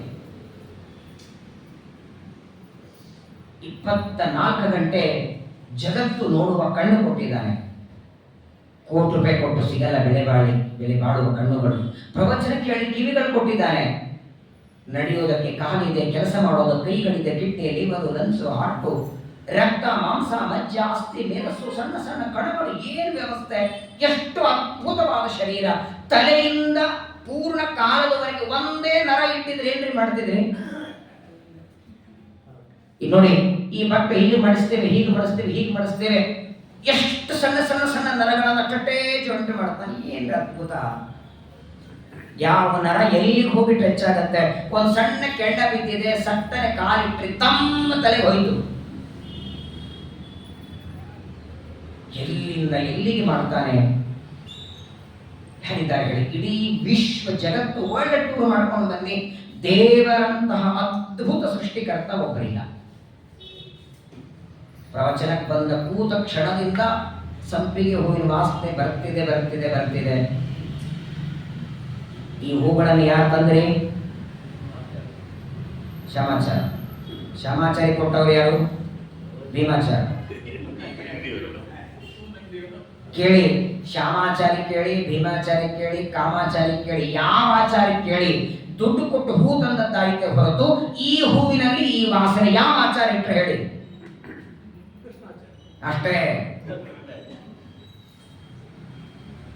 ಏನ್ ನೀರು, ಏನು ಗೊಬ್ಬರ ಹಾಕ್ತೀವಿ, ಅಕಸ್ಮಾತ್ತಾಗಿ ಗಿಡಗಳಿಗೆ ಚೆನ್ನಾಗಿ ಬರಲಿ ಅಂತ ಗೊಬ್ಬರ ಹಾಕ್ತೀವ, ಅದೇ ವಾಸನೆ ಗಿಡಗಳಿಗೆ ಬಂದ್ರೆ ಯಾರು ಬಂದು ನೋಡ್ತಾರೆ? ಚಾತುರ್ಮಾಸ್ಯ ವ್ರತ ಮುಗಿದ್ಮೇಲೆ ಒಂದು 50 ದಾಳಿಂಬೆ ತಗೊಂಬನ್ನಿ. ಗೊತ್ತಲ್ಲ ದಾಳಿಂಬೆ? ಆ ದಾಳಿಂಬೆ ಕಾಳುಗಳನ್ನೆಲ್ಲ ಬಿಡಿಸಿ, ಒಂದಿನ ಪ್ರವಚನ ಬಂದಾಗ ಬಿಡಿಸಿ, ಮಾರನೇ ದಿನ ಮತ್ತೆ ಹೆಂಗಿತ್ತು ಹಂಗೆ ಚೇಟ್ ಮಾಡ್ಕೊಂಡ್ ಬರ್ಬೇಕು. ಏನು ಫೆಮಿಕಾಲ್ ಹಾಕ್ತಿರೋ, ಫೆಮಿಕಿಕ್ ಹಚ್ತಿರೋ, ಅಂಟ ಹಾಕ್ತಿರೋ, ಮತ್ತೆ ಅದು ಹಂಗೆ ಕಾಳುಗಳಿರ್ಬೇಕು. ಏನ್ ಅದ್ಭುತ ಸೃಷ್ಟಿ ಪರಮಾತ್ಮನ ಹೇಳಿ. ಏನ್ ಬಾಳೆಹಣ್ಣು, ಏನ್ ಮಾವಿನ ಹಣ್ಣು. ಒಂದೇ ಮಾವಿನ ಹಣ್ಣು ನೋಡಿ, ಪಚ್ಚ ಬಾಳೆಹಣ್ಣು ತಿಂದ್ರೆ ಶುಗರ್ ಬರ್ತದಂತೆ, ಯಾಲಕ್ಕಿ ಬಾಳೆಹಣ್ಣು ತಿಂದ್ರೆ ಶುಗರ್ ಬರ್ತದಂತೆ. ಬಾಳೆಹಣ್ಣೊಳಗೆ 2 ತರ, ಒಂದೇ ಮಣ್ಣು. ಅದ್ಭುತ ಪ್ರಪಂಚ ದೇವರಲ್ಲೇ ಹೇಳಿ ನೋಡೋಣ. ಈ ಮಾವಿನ ಹಣ್ಣು ಎಷ್ಟು ವಿಚಿತ್ರ ಗೊತ್ತಾ? ಮಾವಿನ ಹಣ್ಣನ್ನ ನೀವು ಕಟ್ ಮಾಡಿ ಅದನ್ನು ಹೋಳು ಮಾಡಿ ತಿಂದ್ರೆ ಶುಗರ್ಗೆ ಎಫೆಕ್ಟ್ ಅಂತೆ. ಅದನ್ನೇ ಸ್ವೀಕರಣೆ ಮಾಡಿಕೊಂಡು ಅದು ಬಟ್ಲದಿಂದ ಕುಡಿದರೂ ಶುಗರಿಗೆ ತೊಂದರೆ, ಎಲೆಯೆಲ್ಲ ಹಾಕಿ ಹೀಗೆ ತಿಂದು ಶುಗರ್ ಬರಲ್ಲ. ಏನು ವಿಚಿತ್ರ ದೇವರ ಅದ್ಭುತ ವ್ಯಾಪಾರ ನೋಡಿ. ತಿಳಿಯದು ನಿನ್ನಾಟ. ಇಲ್ಲಿ ಕೂತಂತ 20-30 ಜನರಿಗೆ ಒಬ್ಬರಿಗೆ ಮಾವಿನ ಹಣ್ಣು ಸೇರ್ತದೆ, ಒಬ್ಬರಿಗೆ ಹಲಸಿನ ಹಣ್ಣು ಸೇರ್ತದೆ, ಒಬ್ಬರಿಗೆ ಹಾಗಲಕಾಯಿ ಸೇರ್ತದೆ. ಎಲ್ಲರ ಮನಸ್ಸುಗಳು ಬೇರೆ, ಮನಸ್ಸಿನಲ್ಲಿ ವಿಚಾರಗಳು ಬೇರೆ. ಸಹಿ ಸರ್ವ ಮನೋವೃತ್ತಿ ಪ್ರೇರಕ ಸಮುದಾರಕ ಬ್ರಹ್ಮಸೂತ್ರ ಭಾಷೆಗಳ ಆಚಾರ ಒಬ್ಬನೇ ಪರಮಾತ್ಮ ಮಾಡ್ತಾನೆ. ಆಯ್ತು, 7:30 ಆಯ್ತು, ಇನ್ನೇನು ಮುಗಿಸ್ತಾರ ಆಚಾರ ಅಂತ ಕೆಲವರಿಗೆ, ಬೇಗ ಮನೆಗೆ ಹೋಗ್ಬೇಕು ಅಂತ ಕೆಲವರಿಗೆ, ಹೋಗೋದೇ ಇದ್ದೇ ಇರ್ತೀವಿ ಇನ್ನೊಂದು ಸ್ವಲ್ಪ ಆಗಲಿ ಅಂತ ಕೆಲವರಿಗೆ. ನಿಜವಾಗಿ ಭಗವಂತ ಅದ್ಭುತವಾದ ವ್ಯಾಪಾರಗಳನ್ನು ನೋಡಬೇಕು. ಹಾಗಾಗಿ ನಾವೇನು ಕೊಡುತ್ತೇವೆ, ಎಷ್ಟು ಕೊಡ್ತೇವೆ ಅನ್ನೋದಕ್ಕಿಂತ ಹೇಗೆ ಕೊಡ್ತೇವೆ ಅನ್ನೋದು ಮಹತ್ವದ್ದು. ಅನುಗ್ರಹ ಮಾಡಿದ್ದಾನೆ ಧರ್ಮರಾಜ ಅಂತಾನೆ, ಸ್ವಾಮಿ ಎಷ್ಟು ಅನುಗ್ರಹ ಮಾಡಿದ್ದಿ. ಆ ಅನ್ನ ಭೀಮಸೇನ ದೇವರಿಗೆ ವಿಷ ಹಾಕಿದ ಅವತ್ತಿನಿಂದ ಎಲ್ಲಿಂದ ದುರ್ಯೋಧನಾದಿಗಳು ನಮಗೆ ತೊಂದರೆ ಕೊಡುತ್ತಾರೆ, ಪ್ರತಿ ಹಂತದಲ್ಲಿ ನಮ್ಮ ಬೆಂಬಲನಾಗಿ ನಿಂತು ನೀನು ಅನುಗ್ರಹವನ್ನು ಮಾಡಿದ್ದಿ. ತದೈವತು ಪ್ರಸಾದೇನ. ಇವತ್ತು ಈ ರಾಜ್ಯ ಸಿಕ್ಕಿದ್ದು ನಿನ್ನಿಂದ ಅಂತಾನೆ ಧರ್ಮರಾಜ. ರಾಜ್ಯ ಸಿಕ್ಕಿದ್ದು ನಿನ್ನಿಂದ, ಆದರೆ ಗೌರವ ಆದದ್ದು ನಿನ್ನಿಂದ. ಆದರೆ ನಾನು ಒಂದೇ ಪ್ರಾರ್ಥನೆ ಮಾಡ್ತೇನೆ ಅಂತಾನೆ. ಇಂದ್ರಪ್ರಸ್ಥಕ್ಕೆ ಬಂದ ಕೃಷ್ಣ ದ್ವಾರಕೆಗೆ ತಿರುಗಿ ಹೊರಟಾಗ ಧರ್ಮರಾಜ ಬೇಡಿಕೊಂಡದ್ದು ಒಂದೇ ಒಂದು ಮಾತು, ರಾಜ್ಯ ಸಂಪತ್ತು ಏನು ಬೇಡಲಿಲ್ಲ, ಇದೇನು ಪ್ರೀತಿ ಅನುಗ್ರಹ ನಮ್ಮ ಮೇಲೆ ಮಾಡಿದ್ಯಲ್ಲ, ಕೊನೆಯವರೆಗೆ ಇದನ್ನು ಮಾಡು ಅಂತ. ಏನು ಬೇಡ ಅಂತ. ನಿನ್ನ ಪ್ರೀತಿಗಿಂತ ದೊಡ್ಡ ಸಂಪತ್ತು ಪ್ರಪಂಚದೊಳಗೆ ಇನ್ನೊಂದಿಲ್ಲ. ಆಚಾರ್ಯರ ಮಾತು, ಪ್ರೀಣಯಾಮೋ ವಾಸುದೇವಂ ದೇವತಾ ಮಂಡಲ ಅಖಂಡ ಮಂಡಲ. ಒಬ್ಬ ರಾಜ ನಮ್ಮ ಮೇಲೆ ಪ್ರೀತನಾದರೆ ಏನ್ ಕೊಡ್ಬೋದು ಹೇಳ್ರಿ? ಅವನು ನಾವು ಮಾಡಿದ ಕೆಲಸದಿಂದ ಒಬ್ಬ ರಾಜನಿಗೆ ನಮ್ಮ ಮೇಲೆ ಪ್ರೀತಿ ಬಂದ್ರೆ ಏನ್ ಕೊಡಬಹುದು? ಸಂಪತ್ತು ಕೊಡ್ತಾನೆ, 2 ಪಾಲಿಸ್ಟರ್ ಧೋತ್ರ ಕೊಡ್ತಾನೆ, ಸೀರೆ ಕೊಡ್ತಾನೆ. ಯಾವ ರಾಜ ಇದ್ದಾನೆ ಹೇಳಿ? ನಾವು ಮಾಡುವ ಕೆಲಸದಿಂದ ಸಂತುಷ್ಟನಾಗಿ ಇಷ್ಟು ದೊಡ್ಡ ಶರೀರ ಕೊಡೋ ರಾಜ ಯಾರಿದ್ದಾರೆ? ಕಿಡ್ನಿ ಕೊಡೋರು ಯಾರಿದ್ದಾರೆ? ಲಿವರ್ ಕೊಡೋರು ಯಾರಿದ್ದಾರೆ? ಈ ಮಾರ್ಕೆಟ್ಗಳಲ್ಲಿ ಆಫರ್ ಹಾಕಿರ್ತಾರೆ ನೋಡಿ, ಫ್ರೀ ಕೊಡ್ತೀವಿ, ಫ್ರೀ ಕೊಡ್ತೀವಿ. 1 ತಗೊಂಡ್ರೆ, ಈ ಹುಚ್ಚುಗಳಿಗೆ ಗೊತ್ತಿಲ್ಲ, 1 ತಗೊಂಡ್ರೆ 1 ಫ್ರೀ ಅಂದ್ರೆ ಇದನ್ನು ಫ್ರೀ ಕೊಡ್ತಾರಲ್ಲ, ಅದೊಂದು ಜಾಗ ಒಂದಕ್ಕೆ ಹಚ್ಚಿರ್ತಾರೆ.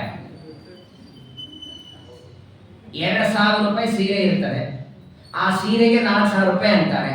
1 ಸೀರೆ ಫ್ರೀ ಕೊಡೋದು, ಇದ್ರ ತಗೊಂಡ್ಬಿಟ್ಟಿರ್ತಾರೆ 2,000 ಈ ಹುಚ್ಚುಗಳು ಗೊತ್ತಿಲ್ಲ, ಜನ ಎಲ್ಲ ಹೋಗ್ಬಿಡ್ತಾರೆ. ಪ್ರಾಯ ಇಡೀ ಜಗತ್ತು ನೋಡಿ ಬಂದು ಫ್ರೀಯಾಗಿ ಕೊಡೋರು ಅಂತ ಯಾರಾದರಿದ್ರೆ ಅದು ನಮ್ಮ ಪರಮಾತ್ಮ ವಾಯುದೇವರಿಬ್ಬರೇ ಫ್ರೀಯಾಗಿ ಕೊಡೋರು.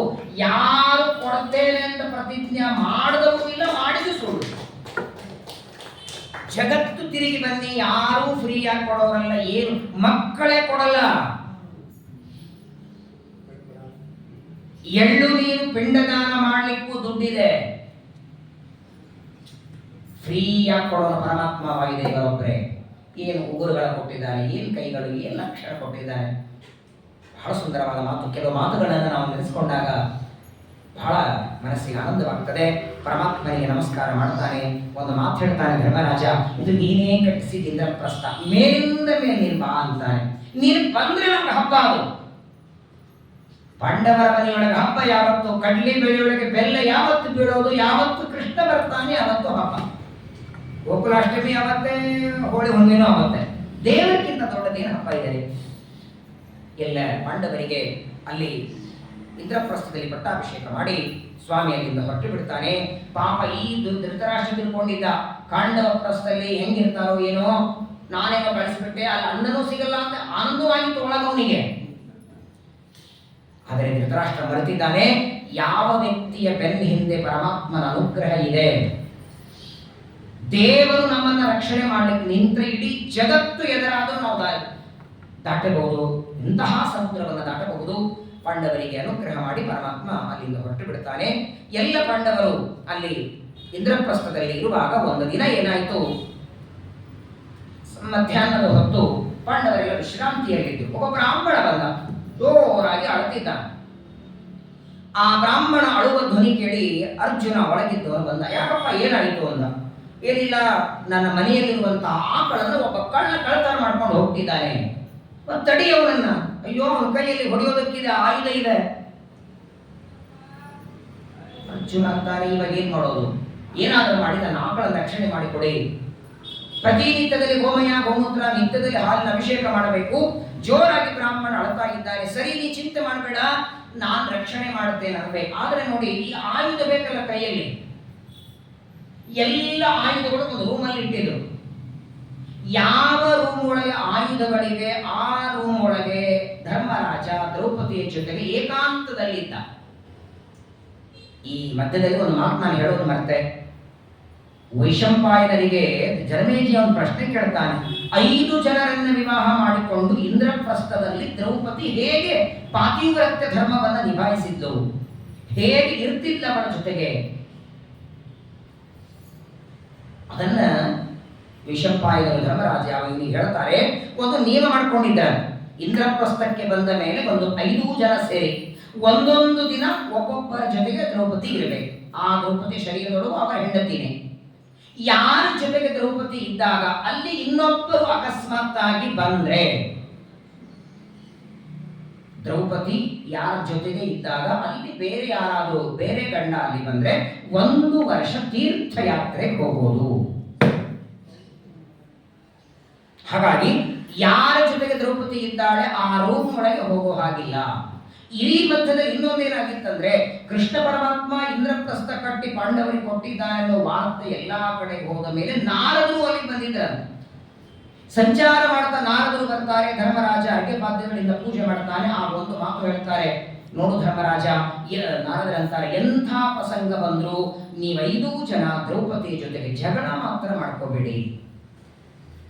ನಿಮ್ಮ ಅಣ್ಣ ತಮ್ಮಂದರಲ್ಲೂ ಜಗಳ ಬೇಡ, ದ್ರೌಪದಿಯ ನಿಮಿತ್ತಕವಾಗಿಯೂ ಜಗಳಾಡಬೇಡಿ. ನಾರದರು ಬಂದು ಹೇಳಿಬಿಟ್ಟಿದ್ರು. ಹಾಗಾಗಿ ಒಂದು ದಿನ ದ್ರೌಪದಿ ಒಬ್ಬರ ಜೊತೆಗೆ. ಇವತ್ತೇನಾಗಿದೆ, ಬ್ರಾಹ್ಮಣನ ಆಕಳ ರಕ್ಷಣೆ ಮಾಡಬೇಕು, ರಕ್ಷಣೆ ಮಾಡ್ಲಿಕ್ಕೆ ಆಯುಧ ಬೇಕು. ಆಯುಧ ಇದೆ ಆ ರೂಮ್ ಒಳಗೆ, ಅಲ್ಲಿ ಏಕಾಂತದಲ್ಲಿದ್ದಾನೆ ಧರ್ಮರಾಜ. ಈಗ ಹೋದರೆ 1 ವರ್ಷ ತೀರ್ಥಯಾತ್ರೆಗೆ ಹೋಗ್ಬೇಕು. ಆಯುಧ ತಗೊಳ್ಳಿಕ್ಕೆ ಹೋಗ್ಲಿಲ್ಲ ಅಂದ್ರೆ ಬ್ರಾಹ್ಮಣನ ಆಕಳ ಹೋಗ್ತದೆ. ಸ್ವಲ್ಪ ಹೊತ್ತು ವಿಚಾರ ಮಾಡದ, ಪರವಾಗಿಲ್ಲ, ಏನಿದ್ರು ಅಣ್ಣ ಇದ್ದಾನಲ್ಲ, ಒಂದು ಕ್ಷಮಾ ಮಾಡಿದ್ರೆ ಮಾಡಬಹುದು. ಧರ್ಮ ರಕ್ಷಣೆ ಒಮ್ಮೆ.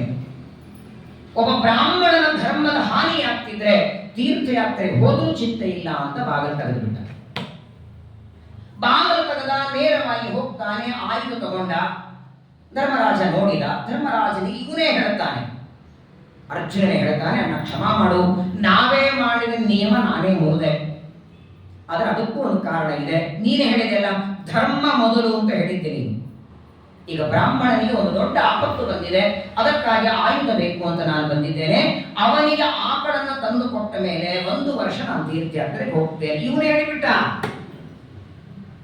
ಧರ್ಮರಾಜ ಅಂತಾನೆ, ತಲೆ ಕೆಡಿಸ್ಕೋಬೇಡ ಅನ್ನ, ಹೋಗ್ಬೇಡ ತೀರ್ಥಯಾತ್ರೆಗೆ. ನೀನು ನಾನು ದ್ರೌಪದಿಯ ಜೊತೆ ಇದ್ದ ನೋಡಿದ್ಯಲ್ಲ, ಪರವಾಗಿಲ್ಲ, ನನ್ನ ತಮ್ಮ ನೀನು. ಎರಡನೇದ್ದು, ಬೇರೆ ಕಾರಣದಿಂದ ನೀನು ಬಂದಿದ್ರೆ ನಾನೇ ಕಳಿಸ್ತಿದ್ದೆ. ಧರ್ಮಕ್ಕಾಗಿ, ಒಂದು ಆಕಳ ರಕ್ಷಣೆಗಾಗಿ ಬಂದಿದ್ದಿ, ಹೋಗುವ ಅವಶ್ಯಕತೆ ಇಲ್ಲ. ಧರ್ಮ ಯಾವತ್ತಾದರೂ ಪ್ರಧಾನವೇ. ಅದು ನೀ ಮಾಡಿದ ಹೆಮ್ಮೆ ಇದೆ ನನಗೆ.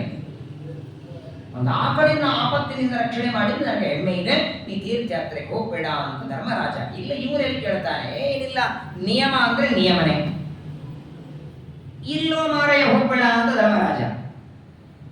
ಯಾವಾಗಲೂ ದೊಡ್ಡವರ ಜೊತೆಗೆ ಹೆಂಡತಿ ಇದ್ದಾಗ ಚಿಕ್ಕವರು ಹೋಗಬಾರದು. ಹಾಗಾಗಿ ಹಿಂದಿನ ಕಾಲದಲ್ಲ ದ್ವಾರಪಾಲಕರು ಅಂತ ಹೇಳ್ತಿದ್ರು. ಅದೇ ತಾನೇ ಆಗಿದ್ದು. ಪರಮಾತ್ಮ ಲಕ್ಷ್ಮೀದೇವಿ ಜೋಳ ಒಳಗಿದ್ದಾಗ ಯಾರಿಗೂ ಬಿಡಬೇಡ ಅಂತ ನಿಲ್ಲಿಸಿರ್ತಾರೆ. ಹಿಂದೆಲ್ಲ ಇತ್ತದು. ಗಂಡ ಹೆಂಡತಿ ಒಳಗಿದ್ದಾಗ ಹೊರಗೆ ನಿಲ್ಲಿಸೋದು. ನೀನು ಸಣ್ಣವ, ಅದರಲ್ಲೂ ನಮ್ಮ ತಮ್ಮ, ಅದು ಧರ್ಮ ಕಾರ್ಯಕ್ಕಾಗಿ ಬಂದಿದ್ದಿ. ಎಷ್ಟು ಧರ್ಮರಾಜ ಹೇಳಿದ್ರು ಕೇಳಿಲ್ಲ. ಕೊನೆಗೆ ಬ್ರಾಹ್ಮಣನ ಆಕಳ ರಕ್ಷಣೆಯನ್ನ ಮಾಡಿ ಆಯುಧವನ್ನ ತಂದು ಅಲ್ಲಿ ಇಟ್ಟು 1 ವರ್ಷ ಹೊರಟು ಬಿಟ್ಟ. 1 ವರ್ಷದವರೆಗೆ ತೀರ್ಥಯಾತ್ರೆಗೆ ಅಂತ ಧರ್ಮರಾಜ ಹೊರಡ್ತಾನೆ. ಅರ್ಜುನ ತೀರ್ಥಯಾತ್ರೆ ಹೊರಡ್ತಾನೆ. ಚಿಂತೆ ಶುರುವಾಯ್ತು. ಬ್ಯಾಡಂದ್ರೂ ಕೇಳ್ತಾ ಇಲ್ಲ. ಎಲ್ಲ ನದಿಗಳಲ್ಲಿ ಸ್ನಾನವನ್ನ ಮಾಡ್ತಾನೆ. ಸ್ನಾನವನ್ನ ಮಾಡ್ತಾ ಗಂಗಾ ನದಿಗೆ ಬಂದ. ಗಂಗಾ ನದಿಗೆ ಸ್ನಾನಕ್ಕೆ ಅಂತ ಅರ್ಜುನ ಬಂದಿದ್ದ. ಅಲ್ಲಿ ಒಬ್ಬ ನಾಗಕನ್ಯೆ ನೋಡಿದ್ವಿ ಅರ್ಜುನನ. ನಾನು ಅನೇಕ ಸಲ ಹೇಳಿದ್ದೇನೆ, ಈ ಹಾವುಗಳಲ್ಲಿ 2 ತರ ಹಾವುಗಳಿರ್ತವೆ. ಸಣ್ಣ ಸಣ್ಣ ಹಾವುಗಳು ಬೇರೆ, ದೊಡ್ಡ ಹಾವುಗಳು. ದೊಡ್ಡ ಹಾವುಗಳಲ್ಲಿ ಅನಂತ, ಕರ್ಕೋಟಕ, ತಕ್ಷಕ, ಶಂಖಪಾಲ, ಧೃತರಾಷ್ಟ್ರ, ವಾಸುಕಿ, ಬಹಳ ದೊಡ್ಡ ಹಾವುಗಳು. ಅದರೊಳಗೆ ಧೃತರಾಷ್ಟ್ರ ಅಂತೂ ಒಂದು ಹಾವು. ಆ ಧೃತರಾಷ್ಟ್ರವೆಂಬ ಹಾವಿಗೆ ಒಬ್ಬ ಮಗಳಿದ್ಲು. ಅವಳೆ ಉಲೂಪಿ ಅಂತ, ನಾಗಕನ್ಯೆ ಅವಳು. ಏನಾಗಿತ್ತಂದ್ರೆ, ಆ ನಾಗಕನ್ಯೆ ಉಲೂಪಿಯ ಗಂಡನನ್ನ ಗರುಡ ತಿಂದು ಹಾಕಿಬಿಟ್ಟಿದ್ದ ಒಂದು ದಿವಸ. ಗರುಡ ತಿಂದದ್ದರಿಂದ ಇವಳು ಗಂಡನನ್ನ ಕಳ್ಕೊಂಡಿದ್ಲು. ಇವಳಿಗೆ ಮಕ್ಕಳಾಗಿರ್ಲಿಲ್ಲ. ಅಳ್ತಾ ಕೂತಿತ್ತು. ಗಂಗಾ ಸ್ನಾನಕ್ಕೆ ಅರ್ಜುನ ಬಂದಿದ್ದ. ಅರ್ಜುನನನ್ನ ನೋಡಿ ಆ ಉಲೂಪಿ ಬಂದು ಹೇಳ್ತಾಳೆ, ನನ್ನನ್ನ ವಿವಾಹ ಮಾಡಿಕೊಂಡು ನನ್ನ ಗಂಡ ಅಂತಾಗಿ ನನಗೊಂದು ಸಂತಾನ ಕೊಡು. ಇವ ಅಂತಾನೆ, ನಾನು ಹೊರಟಿದ್ದ ತೀರ್ಥಯಾತ್ರೆಗೆ ಅಂದ. ನಾನು ತಪಸ್ಸು ಅಲ್ಲೇ ನಮ್ಮ ಏನ್ ಪ್ರತಿಜ್ಞೆ ಮಾಡಿದರು, ಯಾರಾದರೂ ದ್ರೌಪದಿ ಜೊತೆಗಿದ್ದದ್ದು ನೋಡಿದ್ರೆ ಬರೀ 1 ವರ್ಷ ತೀರ್ಥಯಾತ್ರೆ ಅಲ್ಲ, 1 ವರ್ಷ ಬ್ರಹ್ಮಚರ್ಯವೂ ಇರಬೇಕು. 1 ವರ್ಷ ಬ್ರಹ್ಮಚರ್ಯ, 1 ವರ್ಷ ತೀರ್ಥಯಾತ್ರೆ. ನಾನೀಗ ಬ್ರಹ್ಮಚರ್ಯದಲ್ಲಿದ್ದೇನೆ. ಪಾಪ ಉಲೂಪಿ ಅಂತಾಳೆ, ನೋಡು, ನೀನು ಅನುಗ್ರಹವನ್ನ ಮಾಡು, ನಾನು ನಾಗಕನ್ಯೆ. ಬೇಕಾದಷ್ಟು ತನ್ನ ದುಃಖವನ್ನು ಹೇಳ್ಕೊಳ್ತಾಳೆ. ಏನ್ ಮಾಡಬೇಕು ಗೊತ್ತಾಗ್ಲಿಲ್ಲ. ಸರಿ ಅಂತ ಅವರಿಗೆ ಅನುಗ್ರಹವನ್ನ ಮಾಡುತ್ತಾನೆ. ಅಲ್ಲೊಬ್ಬ ಮಗ ಹುಡುಕ್ತಾನೆ. ಉಲೂಪಿಯನ್ನ ವಿವಾಹ ಮಾಡಿಕೊಂಡ. ಶ್ರೀಮದ್ ಆನಂದ ತೀರ್ಥ ಭಗವತ್ಪಾದಾಚಾರ್ಯರು ಇದಕ್ಕೆ ನಿರ್ಣಯ ಕೊಡುತ್ತಾರೆ. ತಪ್ಪಲ್ಲೇನಿದು?